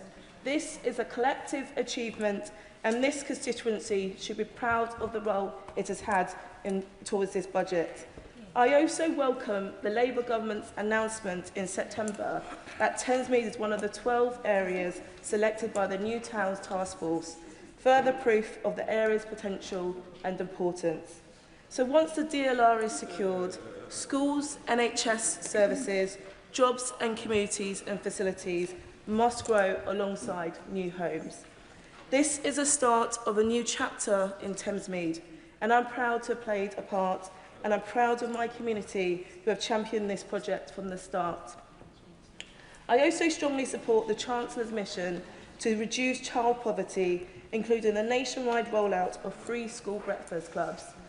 I've seen firsthand the benefits in my constituency of Willowbank and Jubilee Primary School, better start for pupils and a real financial relief for families and schools. So I was delighted to see in page 31 of the budget that from September 2026 there'll be about 12,000 more primary schools which will offer free breakfast clubs, helping 200,000 more children. And I believe that saves working families around 450 a year and ensures over 500,000 more children do not start their school day hungry. I also welcome the confirmation of further investment to cut NHS waiting times, a vital issue for my constituents, and also welcome that today's announcements of the 250 new neighbourhood health, the one-stop shops, bringing together GPs, nurses, dentists and pharmacists under one roof, starting in areas that need it the most. Madam Deputy Speaker, would you like to give way? I'm extremely grateful to the Honourable Lady for giving way. On health facilities, would she share my concern that the only thing with more leaks than the budget run-up period is the roof of Musgrove Park Hospital in my Taunton constituency. And does she agree, would she agree that those hospitals in the second wave and third wave programme for rebuild need interim funding to keep them going in the meantime across the country, including in Taunton Wellington? The honourable member for his intervention has to remind him that this government is delivering more than previous governments. You may remember that his party was previously in coalition with the previous government that caused a lot of damage to this country. Yeah. Madam Deputy Speaker, I want to conclude by saying this budget delivers for the country, and it delivers for my constituency of Erith and Thamesmead. So after decades of waiting, residents will finally have their transport links they deserve and the opportunities that will come with them. And a new chapter begins today. And I will continue to fight for the investment, services and opportunity for my community because they deserve it. Order of the House, Sir Edward Lee. The benefit bill is now unsustainable in this country. And really the main purpose of what I want to say today is that I hope that we could try and create some sort of consensus in the House to try and deal with this problem, which is imposing a massive level of debt on families. Now, I'm absolutely sure that the government accepts that this burden is unsustainable, and I'm absolutely certain that if they would come to the House with sensible proposals to try and get people off benefit, Her Majesty's loyal opposition would support the government in that endeavour. The government ducked the challenge early in the year to cut benefits and to try and thereby encourage more people into work. We said at the time that we were prepared to support the government to try and deliver these cuts, and I'm sure that the opposition front bench would repeat that promise. Naturally, yeah. I thank the honourable gentleman for giving way. I just want to clarify that he's perfectly happy for children to continue to live in child poverty while we try to reform the welfare benefit system. Is that right? Actually making that point, because what we were discussing earlier in the year were people who were seeking work, and we were trying to encourage people to get back into work. I think the problem that I can understand the political imperative of what the Chancellor has done today to sustain her own position with her own backbenchers. But the problem is that you're going to create a perverse incentive for people on benefit with larger families to stay out of work. And I'm not sure that's good for their morale, good for the economy, good for anybody. So I think it seems a very easy hit for the Chancellor today, but I think there are going to be perverse results. I just want to also say a word about representing a rural constituency of the family farm tax. The budget's extension of inheritance tax to businesses assets over £1 million has imposed, as we know, a major new burden on long-established family farms in my constituency and elsewhere. Now, I could quite understand if the government was seeking to target larger estates, target people who were acquiring estates to avoid inheritance tax. But this new family farm tax affects not just large landed estates, but ordinary farms worked by generations of the same families. And I was actually visiting quite recently a tenant farmer in my own constituency. And this actually affects him because his tenancy, he doesn't own the land, it's only a tenancy, but the tenancy is a capital asset, and he will be taxed on it, maybe as much as £300,000, which affects the ability of the family to stay in farming. Many family farmers, as we know, lack liquid assets. They're forcing them to hold cash back, restructure, borrow, or consider selling part of the business. Because the dividends used to pay inheritance tax are themselves taxed, these family farms, face an effective tax rate of about 33%. Now, the measure affects a significant share of medium-sized, long-standing firms, even though it raises less than £500 million annually. This achieves maximum social and economic destruction for minimal financial reward. The policy discourages business growth because expanding a family firm increases future tax liabilities on heirs. Now, some advisers are recommending owners sell businesses outright to avoid future tax complications. A climate of unpredictable tax changes creates fear amongst owners and undermines long-term planning. The uncertainty over succession planning is freezing investment and expansion across affected businesses. So the arguments can be repeated, but I do appeal to the government to try and listen to the National Farmers Union, which has come up with some very sensible compromises which would keep family farms in business and would achieve the government's objective. Let me say a bit about the benefits bill. 4 million universal credit claimants are now excused from even looking for a job. 4 million, I repeat, universal credit claimants are now excused from even looking for a job. This is a disaster in terms of self-reliance, in terms of the economy and much else. Now, numbers, we know, have grown sharply since the pandemic. A surge in reported illnesses, particularly mental health conditions, is the main driver. 2/3 of recent work capability assessments cite mental or behavioural disorders. My right honourable friend, the member for Chingford, has blamed the collapse in the assessment process for the rise in successful claims. Remote and paper-based assessments introduced during COVID have weakened checks on eligibility. This again is something that we could cooperate across the House. It's not just a question of cutting benefits, it's also a question of summoning people in, helping them, giving them confidence to try and get back into the workplace. And unless we do that, and also tackle perverse incentives in the whole benefit system, which discourage people from working, then we are going to fail as a nation. Yes. Grateful, because I like drilling into the data and getting into the facts. And if you see the correlation between the rise in people who are claiming social security and the rise in waiting lists in the NHS, they map identically through all parliaments, Tory and Labour, and therefore will you look at the data before making assumptions, and getting the waiting list down has got to be our objective. Order. The member used the term "you" twice.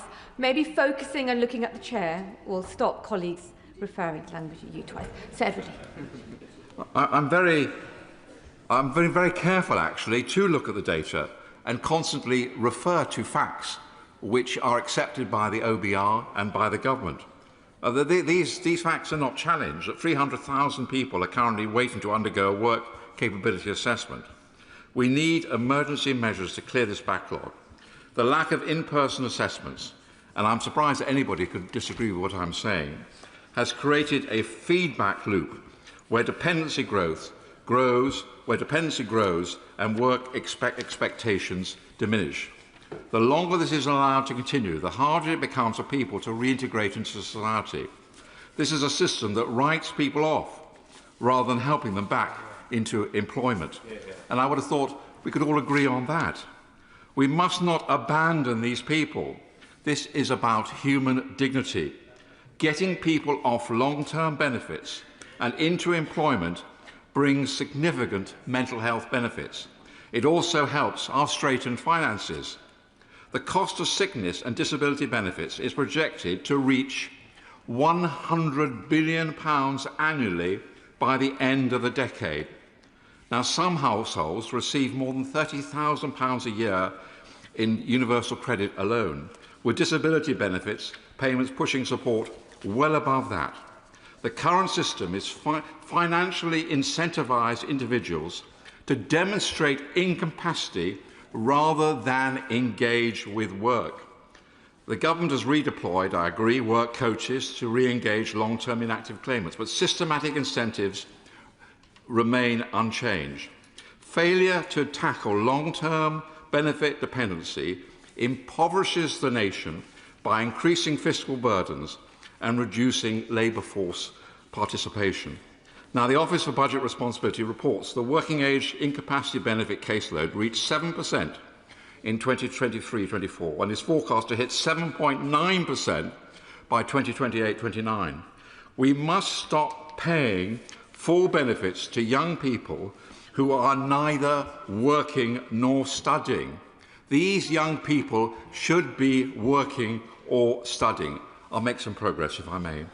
The Centre for Policy Social Justice estimates that by 2026, there will be a gap of over £2,500 between earnings and combined benefit income for under 25s. So I could go on making these arguments, but I'll just proceed to the next part of my speech on immigration.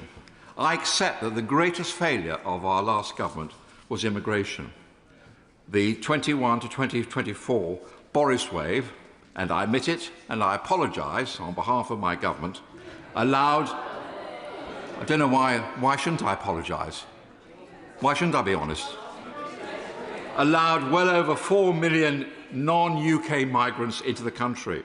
Many of these will soon qualify for indefinite leave to remain.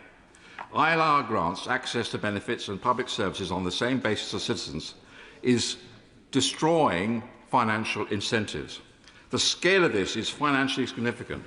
Now, the Home Secretary, I agree, has announced some sensible moves, and I supported her when she came to the House. For example, extending the standard qualifying period for ILR from 5 years to 10 years. As Carl Williams of the Centre for Policy Studies notes, policymakers cannot say with confidence how many migrants currently hold ILR or their economic circumstances. Experimental DWP data shows around 211,000 ILR holders receive universal credit. This is completely unsustainable. If Migration Observatory estimates are correct, between 27% and 37% of ILR holders receive universal credit.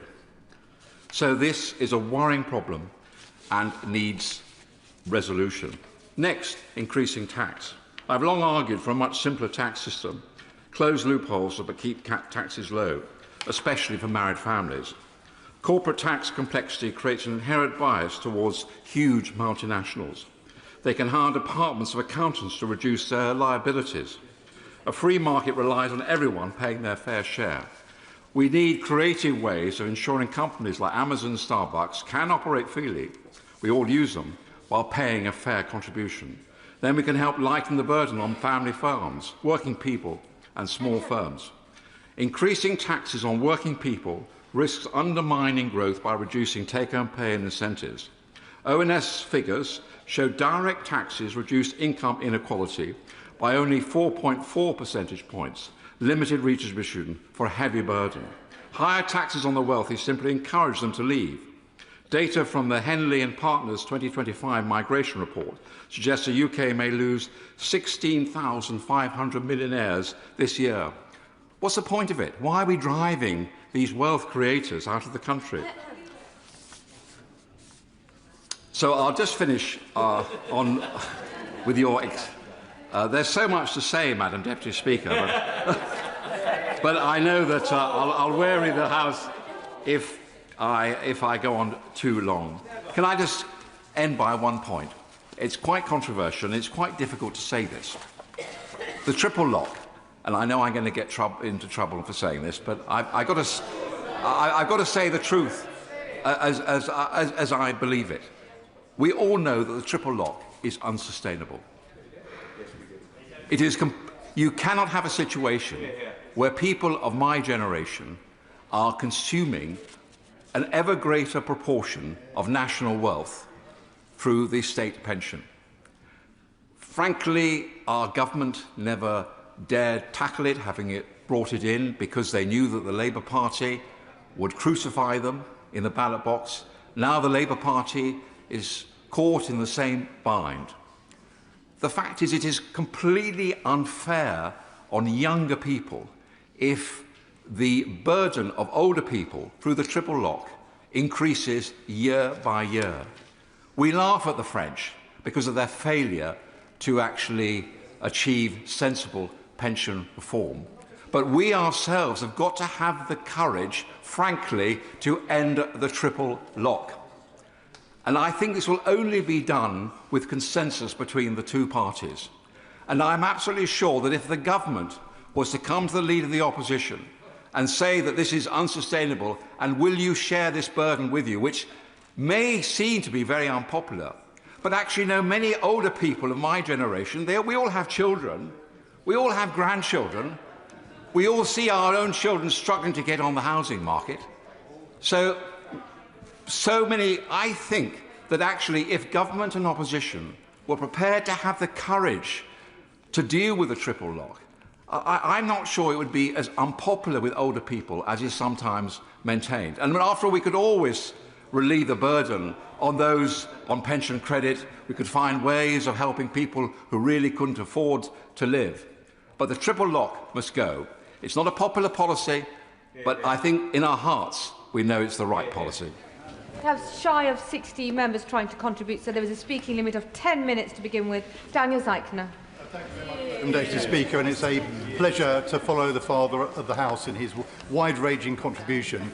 I think he's perhaps slightly more optimistic about the ability to achieve consensus across the front benches than sadly I might be, but I think his point about intergenerational unfairness is absolutely right. Let me start by recognising the hard work of the Treasury team and the work they've put in to this budget against what I think is a very challenging international backdrop, particularly around trade issues. And can I particularly welcome what I think is the long overdue measures on council tax for more valuable properties. Of course, no one wants to pay more tax, of course, but there are some of us who appreciate that public services and the public realm need to be properly funded. Frankly, what is extraordinary to me is the number of years that those invaluable properties have escaped proper taxation. And I'm old enough to remember how this all came about, the council tax being introduced as a quick fix after the debacle of the Tory poll tax. Frankly, I'm afraid some people on the opposition benches never change. They're always hankering to find a way to escape paying their dues. They hanker after things like flat taxes or whatever. But after 30 years of not making their contribution, I'm absolutely delighted that it's this government that's finally cracking down on this unfairness. And there are many other aspects to this budget that I strongly welcome. Many of my Cambridge constituents commute into London, and the freeze on regulated rail fares, including season tickets, will be widely welcomed. But I also wish to say a few things about what the money raised in the budget is spent on. Because in my experience, both as an MP and a former minister, is it wasn't just the council tax system that the Tories broke in the 1990s, it went much wider. The fragmentation and privatisation of so much of our public realm has turned out, in my view, not only to cost us financially, but contributes to the gloom that has descended on what is still a rich and successful country.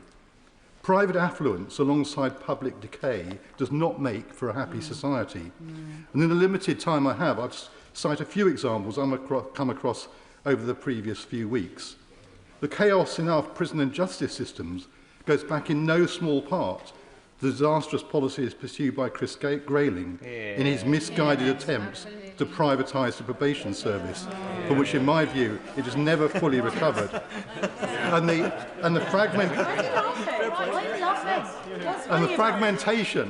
fragmentation of services was made particularly clear to me recently when residents in a very modern development near Cambridge railway station complained to me about the problems they were facing with both criminal behaviour and poor building standards.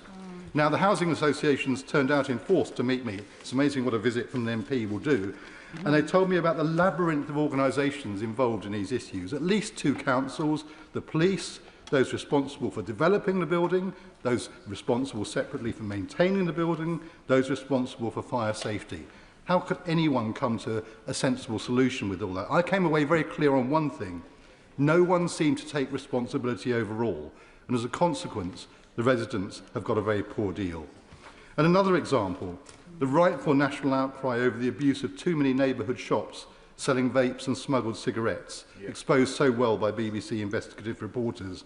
And I can't be the only one who wondered why it seems so hard to enforce the law when it's being flouted in plain sight. So I asked the House of Commons Library for some statistics on what's happened to trading standards officers over the years. And guess what? In 2010, local authorities spent just under £172 million per annum.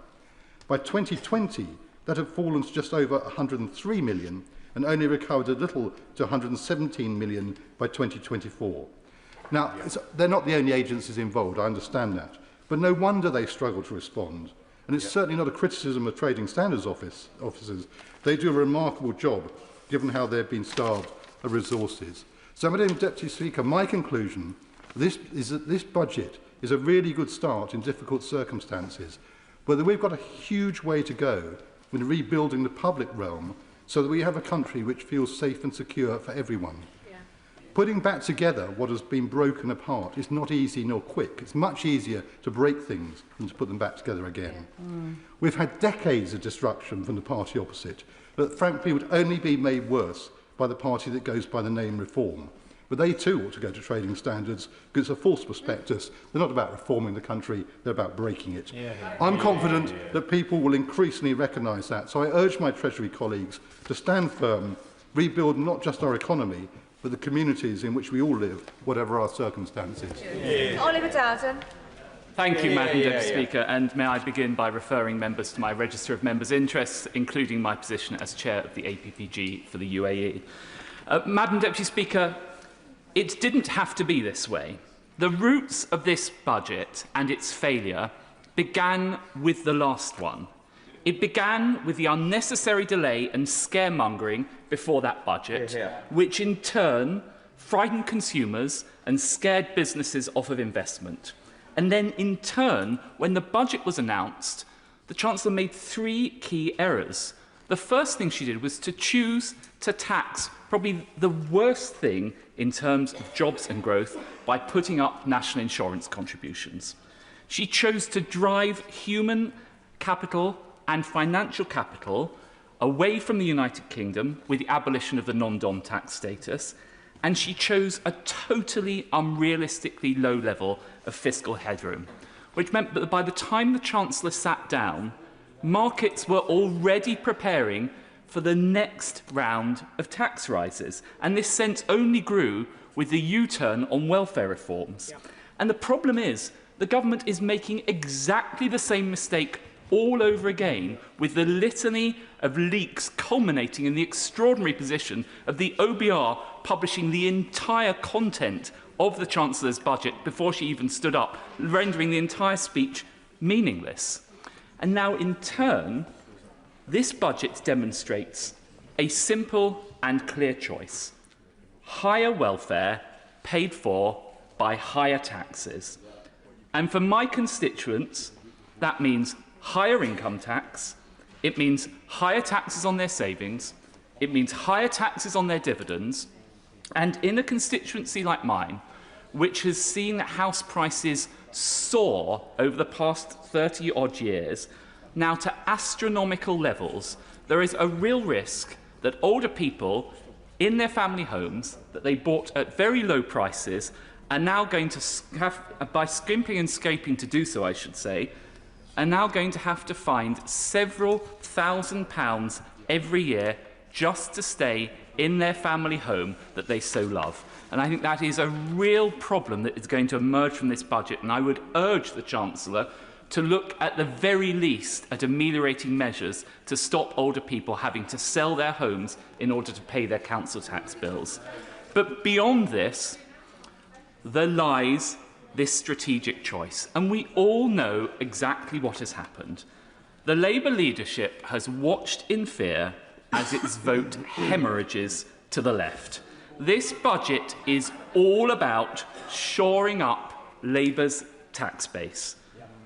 The residents of Bushey, the residents of Radlett, the residents of Potters Bar, the residents of Boreham Wood, their taxes are being hiked to pay for higher welfare to appease Labour's backbenchers. I will happily give way. I thank the right honourable gentleman for giving way. Would he not accept that in addition to the taxpayers that he's talking about in those communities, which I've visited and know in Bushey and Boreham Wood and other parts of Hertsmere constituency, there will be families who, amongst his own constituents, who have more than one child and receive benefit, more than two children and receive benefits, who will be positively impacted by today's budget, and he could at least nod in the direction of those of his constituents who will benefit from the measures that the Chancellor has set out. I think that the problem with that analysis is that many people on the same street will think to themselves, I chose not to have another child because I couldn't afford to do so, and yet now my neighbour is able to have more children paid for by the taxman through welfare. And that is the fundamental unfairness at the heart of this budget announcement. But worse than that, I will give away in a moment, but worse than that, this failure to grasp welfare reform risks neglecting a whole generation. We already see young workers' prospects under threat from AI. We see the prospects of employment being hit by Labour's jobs tax and the labour market regulation, which is discouraging hiring. And now the message seems to emerge from the government, don't worry, abandon ambition, there's ever higher welfare under Labour, that's the reason why you should vote for us. I will happily give way. I'm grateful to my right honourable friend who's making a characteristically excellent speech. Would he agree with me that we are at the tipping point where the welfare state is ceasing to be what we've always wanted it to be, which is a safety net below which nobody can fall, but instead is becoming a cocoon which is going to trap a whole generation in dependency and absolutely kill off aspiration and social mobility? As ever, my honourable friend is totally correct. Of course the welfare state should be there for those people in temporary difficulty, but it cannot be a lifestyle, which is what ends up happening. I will give way to the chairman of the Treasury Select Committee, then I must make some progress. So forgive. I do thank the right honourable gentleman for giving way. Look, we've had evidence at the committee. It is absolutely a fallacy which we need to nail, that people choose to have more children to get more benefits. That is not the case. People fall on hard times. That safety net is there, and the ambition of my young families in Hackney is immense, but they are held back. There are a lot more systemic issues about poverty, but this will tackle it for that generation, and we need to welcome it. Well, of course there will be the occasional person that falls on hard times, but I think she should try saying that to many, many of my constituents who are unable to have more children. They take the choice not to have it, and that option is now, there's an imbalance between that and the approach taken on welfare.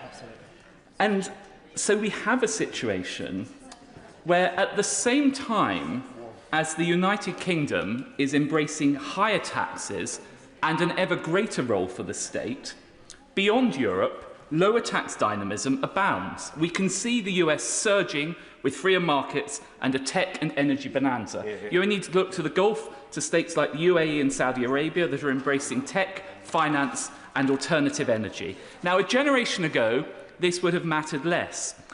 But now we're in the position where Labour and capital are highly mobile, and we are seeing more and more people voting with their feet, leaving the United Kingdom by the tens of thousands, and this tide is washing out our very brightest and best away from our shores, and I fear that once those people leave, it is very hard to get them to come back. And the sadness of all of this is that the United Kingdom remains a wonderful country. It is actually a beacon of stability with the rule of law, the English language, the time zone, great research universities and a highly talented workforce. And indeed, having criticised the government a lot, I pay tribute to them for successfully concluding a number of free trade agreements, including with India and the United States, and I hope that others will follow, including with the GCC. So at a time when other countries present challenges, whether it's the security situation in relation to China, whether it's the unpredictability of the United States or stagnation in Europe, the United Kingdom actually has a golden opportunity to be a magnet for investment from businesses and entrepreneurs around the world. But the risk is that we are consigning ourselves to a situation which a Scottish entrepreneur described to me a couple of days ago as being the why bother economy.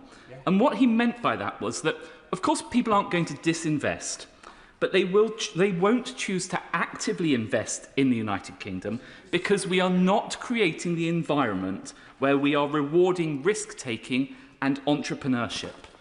So if we are to seize this moment, there are a few simple steps that we could take, and I would urge the Chancellor to do so in order to light the fire of competitiveness. First of all, instead of trying to drive away the wealthiest and biggest global investors, as we have done with the abolition of the non-dom status, we should be welcoming them and gaining more revenue at the same time. One only needs to look at the Italian model, where they have imposed a relatively high fee, but in return to that have exempted wealthy mobile people from paying further taxation. As a result of that, investment in Italy is surging, and the number of wealthy people choosing to locate in Italy is surging, with all the opportunities that brings for growth and investment. Instead of obsessing with policing social media, we should be aggressively policing the sort of small, low-level crime that drives people away from locating in this country, whether it's the phone snatching, the shoplifting, or the general sense that the streets of this country have become less safe than they were a few years ago. And instead of clobbering entrepreneurs, wealth creators, and hard-working Brits with ever higher marginal rates, we should have the confidence to believe that lower marginal rates generate higher revenues in the long run and benefit absolutely everyone. And most importantly of all, in relation to this budget, instead of consigning a generation to welfare, we should be aggressively reforming the welfare state to create opportunities for all. It really isn't too late for the government to seize this opportunity, but sadly, I fear that only a change of government, and of course a change of government to the Conservative Party, will be able to deliver those things. Liam Byrne. Thank you very much, Madam Deputy Speaker. Well, I don't know what budget the right honourable gentleman was reading, but it wasn't the budget that was put on the table this afternoon. Madam Deputy Speaker, I think the Chancellor got the judgment exactly right today. She had a difficult inheritance, she had a difficult hand, she had difficult decisions to take, and she got the calls absolutely right. We have a situation now, the budget now being delivered, where we have growth this year that has been forecast to rise. We have business investment over the course of this Parliament, which is forecast to rise. We have inflation, which is coming down. We have forecast interest rates, which are coming down. We have energy bills for our constituents, which are coming down. Yeah. And we have child poverty, which is actually set to collapse. That is 8,900 people in my constituency who will be better off because of this budget, a Labour budget, delivered by a Labour Chancellor this afternoon. Now, Madam Deputy Speaker, as you know, I've been in this House for 21 years. I have sat on both front benches. I have sat on both sets of back benches. And so I've come to see, over the years, the selective amnesia which somehow bedevils debate in this place, and the problem of unreliable narrators. But I have to say, I have never seen amnesia on as epic a scale as I heard from the Leader of the Opposition today. Now, I think it is quite well established, Madam Deputy Speaker, that back in 2010, I thought the numbers were a little bit tight. I thought difficult decisions were going to be needed, which is why we left a judiciously balanced budget, 2/3 spending cuts, 1/3 tax rises, that would have halved the deficit in 4 years and brought debt borrowing down by 2016. That, of course, was not the strategy that was pursued by the last government. And what is the difference that that made? Well, the party opposite saddled this country with an extraordinary £1 trillion of debt higher than the situation that we left. That's why we're paying £1.10 in interest rates today, because they more than doubled the national debt. And before we hear any nonsense about COVID, let us just remember that 80 to 90% of the increase in debt that the Conservative saddles us with was before the COVID lockdowns began. I give way to the honourable gentleman. Oh, nothing as contemporary as COVID, don't worry about that. I just wondered how much money he left in the coffers when he was Chief Secretary in 1997. Well, I can tell him. I don't know what his faculty of maths is like. I don't know if he realises that a trillion has 12 noughts. But we left the national debt £1 trillion lower than it is today. £2.7 trillion. That is how much this country is now borrowing. Now, the great tragedy, of course, of all of this is that if they had borrowed money at low interest costs and actually invested it in something that enhanced productivity, we would be in a better position today. The Chancellor wouldn't have had to deliver the budget that she had to deliver today. And don't take my word for it. Don't take my word for it. Look at the International Monetary Fund. 25th of July. The report is very clear. The fact is that our productivity growth under the party opposite collapsed by 1/3 compared to the good old New Labour years. Our productivity divergence now with the United States is so serious. Our productivity growth has been half what it has been in the United States. And the OBR is really clear today. The downgrade on growth that they have baked into their numbers is entirely because of the productivity collapse, because they wasted the money during their 14 years in office. And of course, I should just say, by the by, because Conservatives are Conservatives, they managed to put £1 trillion on the debt, they managed to collapse the productivity numbers, and they still managed to put inequality up through the roof. That is why we all had in our constituencies food bank queues that we will never forget. I will never forget, for as long as I live, the phenomenon of collecting food in inner city Birmingham because our food banks had run out of food. I will never forget the children at Adderley School who were literally helping restock our food banks by taking penguin bars out of their lunch boxes to put them in food collection crates so that their classmates didn't go hungry at lunchtime. That's the reality of the child poverty legacy that this party left us with, and that is the legacy that the Chancellor got to grips with today. So, Madam Deputy Speaker, we look forward on our committee to scrutinising the proposals that have been laid out today. We have been travelling the country over the last couple of weeks, talking to business about what they wanted out of this budget. And there were three things that were very clear. What is extraordinary about this country? These are aisles of wonder. We now stand on the threshold of an extraordinary new era of innovation. This is an extraordinary country. We are an inventive country. We have been since the Industrial Revolution started in Birmingham back in 1761. But that is going to be as of nothing compared to what is about to unfold in this country, and we are at the front of the grid in the race for the 21st century. But we need to mobilise capital on a completely new scale. And that is why certainty for business was so important. So I welcome the fact that the headroom has been put up to £22 billion today. I welcome the Chancellor is ending this biannual circus of fiscal speculation by having one forecast a year. I have to say to the House that I seriously think that Mr Hughes needs to consider his position. The fact that we have had a leak of the OBR forecast before this House got to debate the budget, I think is appalling, and it has bedevilled us, this uncertainty. Now, alongside that, we have got to step up the mobilisation of capital on a completely different scale.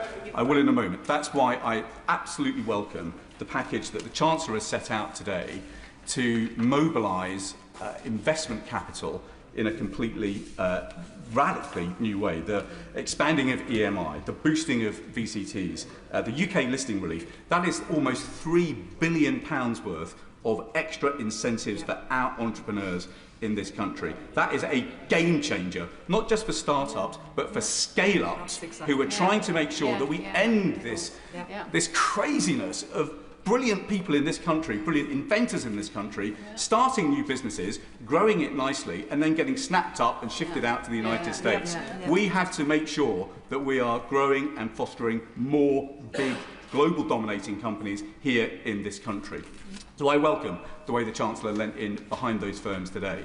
But the third thing, Madam Deputy Speaker, that we've got to do is to improve the return on investment of investments made in this country. So that means a couple of things. It means bringing down energy costs radically. We didn't have a business energy cost scheme scored in the budget today, but that is because I know the government is now out to consultation. Every single member of our committee would implore the government to do whatever it takes to make sure business energy costs in our country are internationally competitive. It is wrong that firms like Nissan say to us that their energy costs up in Sunderland are the most expensive energy costs of any Nissan plant in the world. We have got to bring business energy costs down. But the message alongside that we hear from small business in particular is that we have also got to bring down business rates. So, looking at the policy decisions in the scorecard, that looks like about a £4.2 billion subsidy to help bring business rates down. That should mean that we have the lowest business rates that we have seen in this country. That is a very good thing. But where I would urge the Chancellor to go further is in making sure that we actually cut the costs of red tape in a really bold and radical way.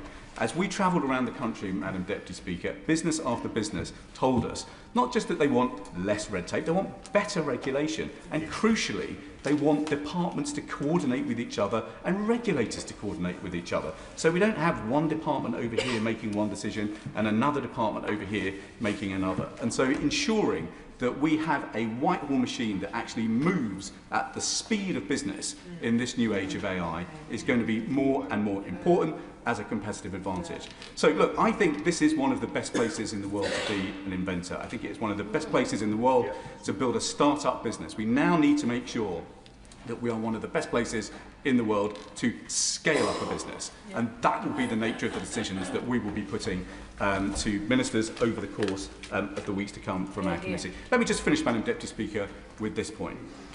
The thing that shone through from the statement from the Chancellor today was one thing above all, and it was ambition. Ambition for the future of this country, a confidence in the future of this country. That is why one of the most important numbers that we will read in the OBR forecast today is the fact that business investment is not flat, it's not falling, it's soaring. It is set to soar by £6 billion over the course of the forecast period. That ambition for this country is a sharp contrast to the amnesia of the party opposite, and that is because we on this side of the House know how futures are really built. The speaking limits are now 8 minutes, and I call Dave Dugan. Thank you, Madam Deputy Speaker, and thank you to the Right Honourable Member for Birmingham, Hodge Hill and Solihull for a fascinating lecture on amnesia, dripping with irony, given the last role he had in government. I wish to congratulate the Chancellor on delivering what is almost certainly her final budget. There is no conceivable way that she can remain in post either politically and certainly not economically for a further year. Businesses, workers, bill payers, farmers, hospices, industry and the public sector cannot endure another cycle of this Chancellor. It's just over a year since she stood at that dispatch box delivering her first budget and boasted that she had made the right choices. Well, if only anyone outside the real economy believed that, we wouldn't be in this situation right now. She promised to restore stability to the public finances, and she promised to drive down growth right across the country. She told us that growth would be her central budget mission, but last month the IMF forecast that UK will have the lowest per capita growth in the G7 next year at just 0.5% compared to an average of 1.4% for advanced economies. Labour promised to turn the page on high food prices, but household see food inflation running out of control and hitting 4.9% last month. The Chancellor promised more jobs to tackle poverty, but this month unemployment hit 5%, the highest level since the pandemic, while poverty is now at record levels. Government borrowing stands at a 5-year high, £17.4 billion in October alone, with Labour spending double the defence budget every year just servicing the UK's chronic national debt. And the OECD have downgraded the UK's economic prospects, singling out the Chancellor's policies as exposing the economy to significant downside risk. This gloomy prognosis isn't born just from the SNP's analysis as well, however. Just listen to the Chancellor. She spent the last 18 months insisting that the economy is in a terrible state, while blaming everyone and everything except herself and misunderstanding what negativity her musings signal to investor confidence. It's as though she forgets she is the Chancellor, as yet another stream of consciousness resonates invariably negatively around the economy. She's blamed the black hole, yes, the one the SNP told Labour about before the election, and which she pretended to only discover upon entering number 10. She blamed the markets for their focus on her fiscal rules. Couldn't make that up. And she's blamed Brexit despite herself voting to trigger Article 50. But it's not just about the fundamental economic incompetence of the Chancellor. It's not even just about Labour's inheritance, which, whilst bad, wasn't the cause of this malaise. This crisis remains a product of the Chancellor's catastrophic decision, and she will own it.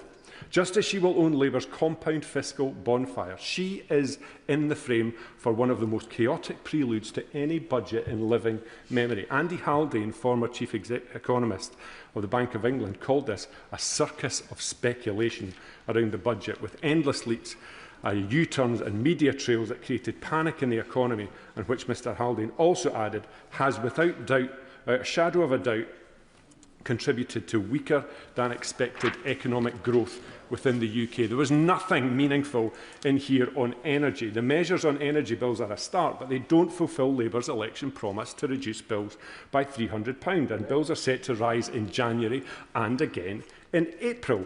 £150 of energy bills, Madam Deputy Speaker, will still leave the Labour Party in debt of £87 per year on their commitment at the election. And Labour's give way in a second. The SNP did Labour's job for them with a budget proposal that involved a surcharge on banks that would have created that £300 discount for bill payers, just like Labour promised. I'm very happy to give way to the honourable member if you can tell me when Labour's going to come good on the promise. Thank you. I do thank him for giving way. Of course, if he takes the time to read our manifesto, which we were elected on in Scotland, that promise was to be met at the end of this Parliament. So we're actually ahead of schedule.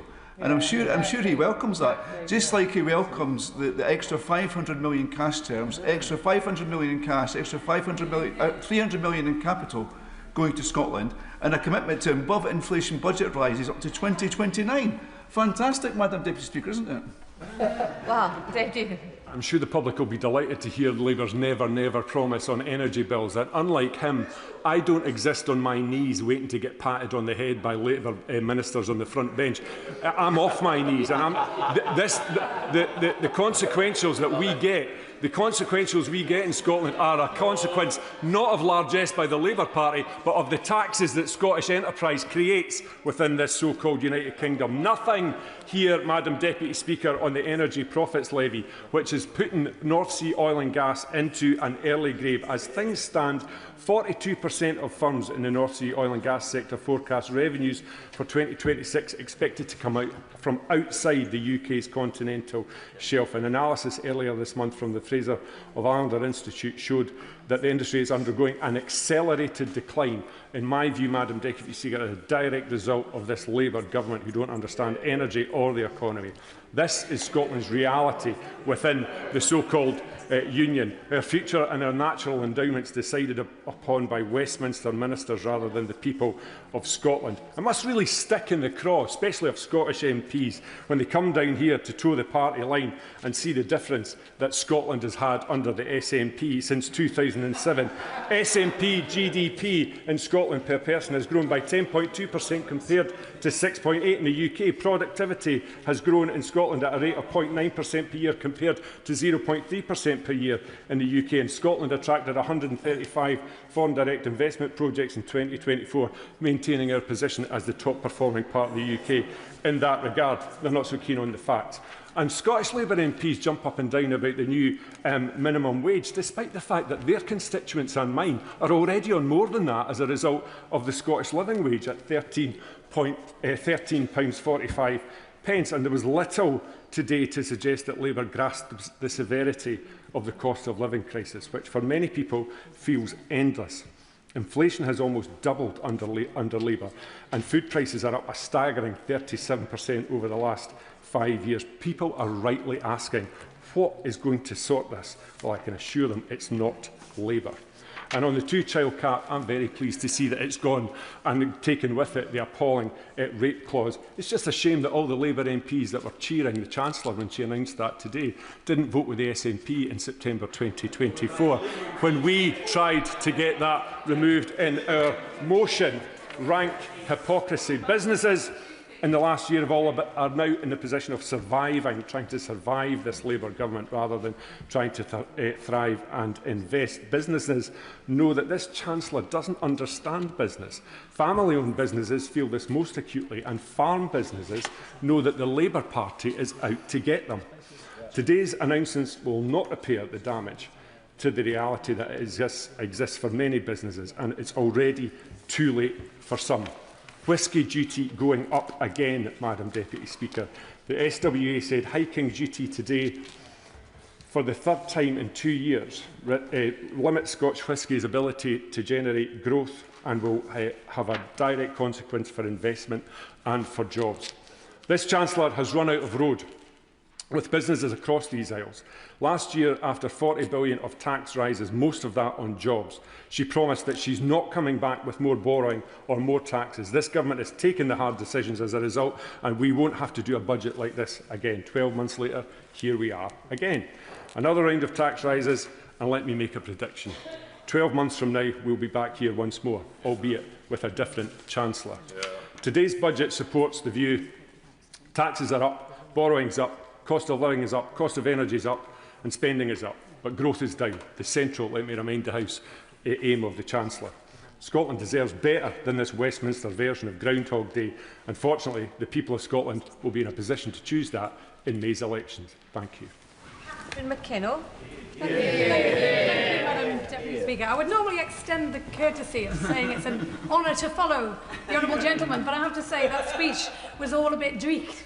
And I've reflected hard on this budget, as it's the first since I left my role in the government as Minister for School Standards, and as the first Labour Minister for 14 years, focusing relentlessly on more teachers in classrooms, more support for struggling schools, pay rises that teachers deserve, an inclusive school system and curriculum reform to transform the life chances of every child. And believe me, I would have given anything to have found a few million, or indeed a few billion, behind the government sofa if there were the chance to making some of those decisions. And I suspect the Chancellor knows exactly how that feels over the last few weeks.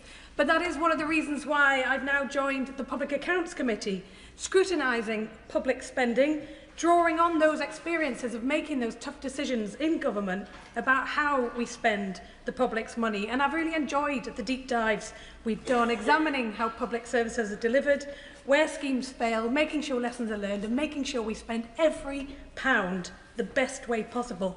And just last week we looked at clerical negligence, an area with a staggering £60 billion of public accumulated liabilities. And we have a golden opportunity to cut those costs and deliver better care at the same time. So I would encourage the Chancellor to read our report when it lands, because it might come in handy for next year's budget.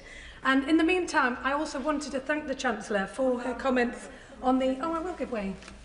I thank my honourable friend for taking an intervention.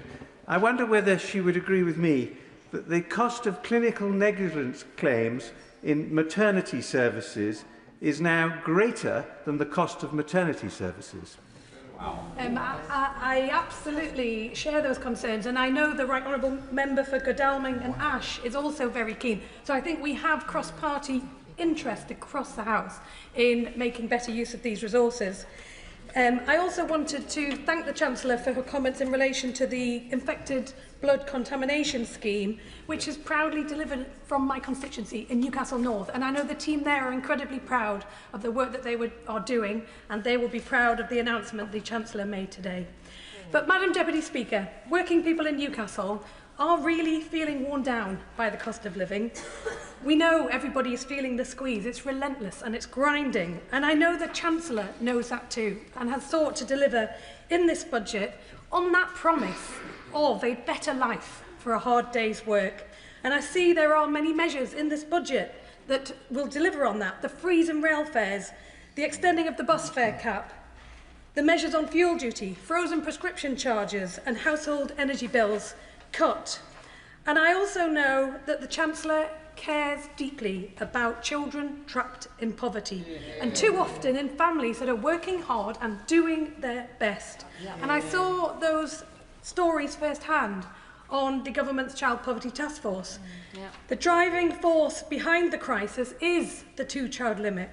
In the North East alone, we see tens of thousands of children living in poverty that will be lifted out of that by the announcement today. It is both economically foolish and morally wrong. It's why charities and businesses in the North East have been calling for it to be scrapped, because poverty comes at a price. It comes at a price in NHS bills, in educational failure and in wasted potential. So I strongly welcome the Chancellor's decision to scrap the limit today. I'm afraid I can't give way because the time will keep running. But this is just a start, and it has to be in the context of wider welfare reforms that make sure that every child grows up in a home where work pays and where families can thrive. And that mention of home brings me to council tax. In Newcastle, it's felt as a deep-rooted inequality, because I looked up just yesterday 2 properties for sale. A lovely 5-bedroom house in Newcastle Great Park, £420,000 for 1,600 square foot. And a Grade 2 listed former church in Knightsbridge, 7 bedrooms, 12,000 square foot and a swimming pool, and selling for £35 million. And if I ask my constituents who should pay more council tax, it's pretty obvious what the answer would be. Yet incredibly, constituents will pay £75 more in council tax than that household in Knightsbridge. So I do welcome the announcement the Chancellor made today, but I would also urge the Exchequer Secretary to go further and review council tax bands, and especially how new properties in all the new estates we have growing around the country are assessed. And I also want to turn briefly to the new powers for mayors on overnight stay levies. Of course, people flock to the North East for very good reason. History, culture, stunning coastlines, and the friendliest people you will ever meet. And it's only fair that tourists help fund that infrastructure that they use and enjoy when they stay. So I understand why mayors welcome this power and want to decide that at a local level. So it's not just set in London, but in every region, according to what works. But that levy has to be proportionate and not unfairly hit knock-on small businesses, because if they go under, we lose jobs, we lose vibrancy, we lose what makes the North East special. The hospitality sector is under incredible pressure, and I know they are busting a gut to turn a profit, and every cost could be the one that breaks them. So while I really welcome the higher wages in this budget, we do have to also listen to some of the concerns raised by the Resolution Foundation, that we don't want to discourage businesses from hiring, and especially not those young people that want to get that first job on the ladder. And finally, on electric vehicles, I do appreciate the changes that have been announced on pay per mile, but the affordability of electric vehicles remains a barrier to some who do want to buy one and they do want to do the right thing, and many workers do have access to salary sacrifice schemes to help make that switch. However, teachers in academy schools are still unable to access the scheme, and because it was put on pause by the Treasury. So I wanted to take this opportunity to make a plea whether the Treasury can sort this impasse out once and for all, because it really is a win-win for teachers and for the electric car scheme itself. So to conclude, Madam Deputy Speaker, the goal is clear: a country where hard work pays, where the cost of living is brought back under control, where public services thrive and child poverty is history. Every pound of public money matters, because we know that has the potential to transform lives, and that's what people rightly expect of this government, and I know that is the future that the Chancellor is working to deliver, and why she has announced this budget today. Desmond Swain. Deputy Speaker, I congratulate the Honourable Lady, the member for Newcastle on Tyne. She caught my eye earlier. She was cheering the Chancellor with such enthusiasm, even more so than her colleagues who were making a pretty good fist of it. I recall cheering a Chancellor during a budget speech. Did you get a job? And then, notwithstanding the misgivings that I had, nevertheless, I cheered with gusto. And then somewhat later, I found myself on a train to Oxford to defend the government in the annual union debate of no confidence, and received the news on the train that the Chancellor I had been cheering had been sacked. Not a particularly good wicket to go out to bat on. But I'm confident that those honourable members who cheered today will fare no better. Yeah. Because the economy is still reeling from the last budget that the Chancellor delivered, with her wholesale assault on enterprise, on family undertakings, on initiative, and on every employer in the land. But in fact, business confidence had collapsed significantly before that budget. It had collapsed in the summer when the government warned everyone that things were so bad that they were going to have to get very, very much worse. And as a consequence, we discovered later, when the budget was delivered, that things were even worse than we had imagined. But then the government announced after that budget that they'd stabilised the economy. It was over. They weren't coming back for any more. And they trumpeted throughout the last year the fact that we had the highest growth rate in the G7. Madam Deputy Speaker, that's what they inherited. Yeah. But as their monstrous regiment has proceeded, the reality is that that growth rate has become more and more anemic. There's no getting away from the fact that last month the economy shrank. And then this summer, they repeated the same mistake.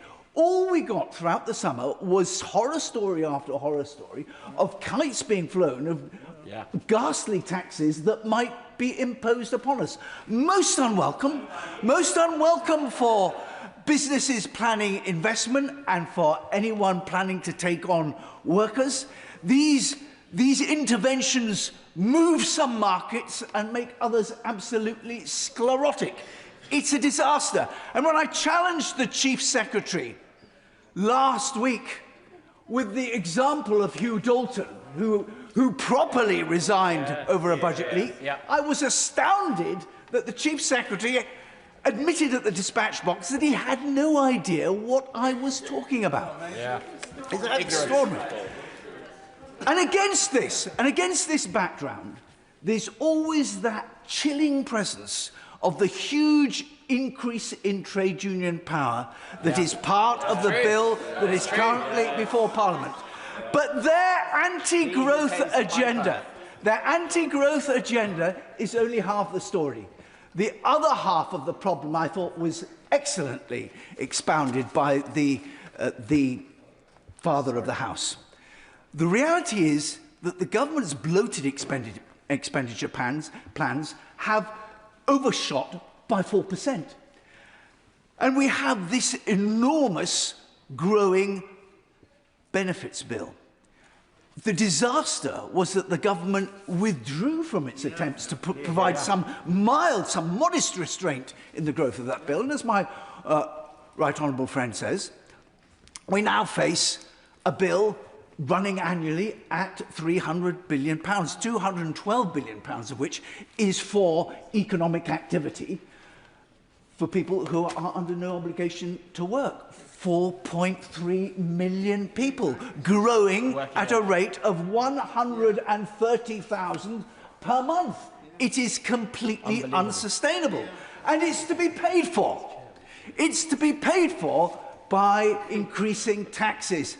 Taxes that disproportionately attack those people who are already contributing the most.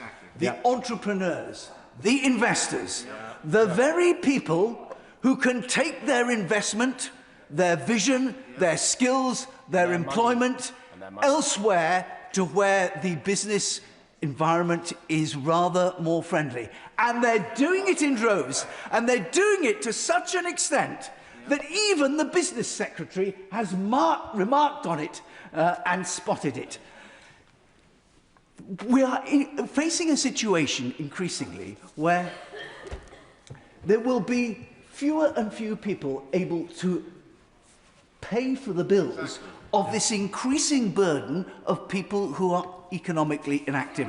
So as I reflect on the fact that as we approach this, I do wish the honourable gentleman would be quiet. He's insufferable. As we approach government activity accounting for 45% of the economy, I always thought that, no, I'm not going to give way, I've reached my peroration. I always thought that the result would be the totalitarian hand clenched in anger. Actually, and I read, the road to serfdom. Actually, it's turned out very, very different. It's not the totalitarian hand clenched in anger. It's his hand open, dishing out largesse. It's turned out not to be so much the road to serfdom as the road to penury. Cat Smith. Thank you, Madam Deputy Speaker. Well, follow that.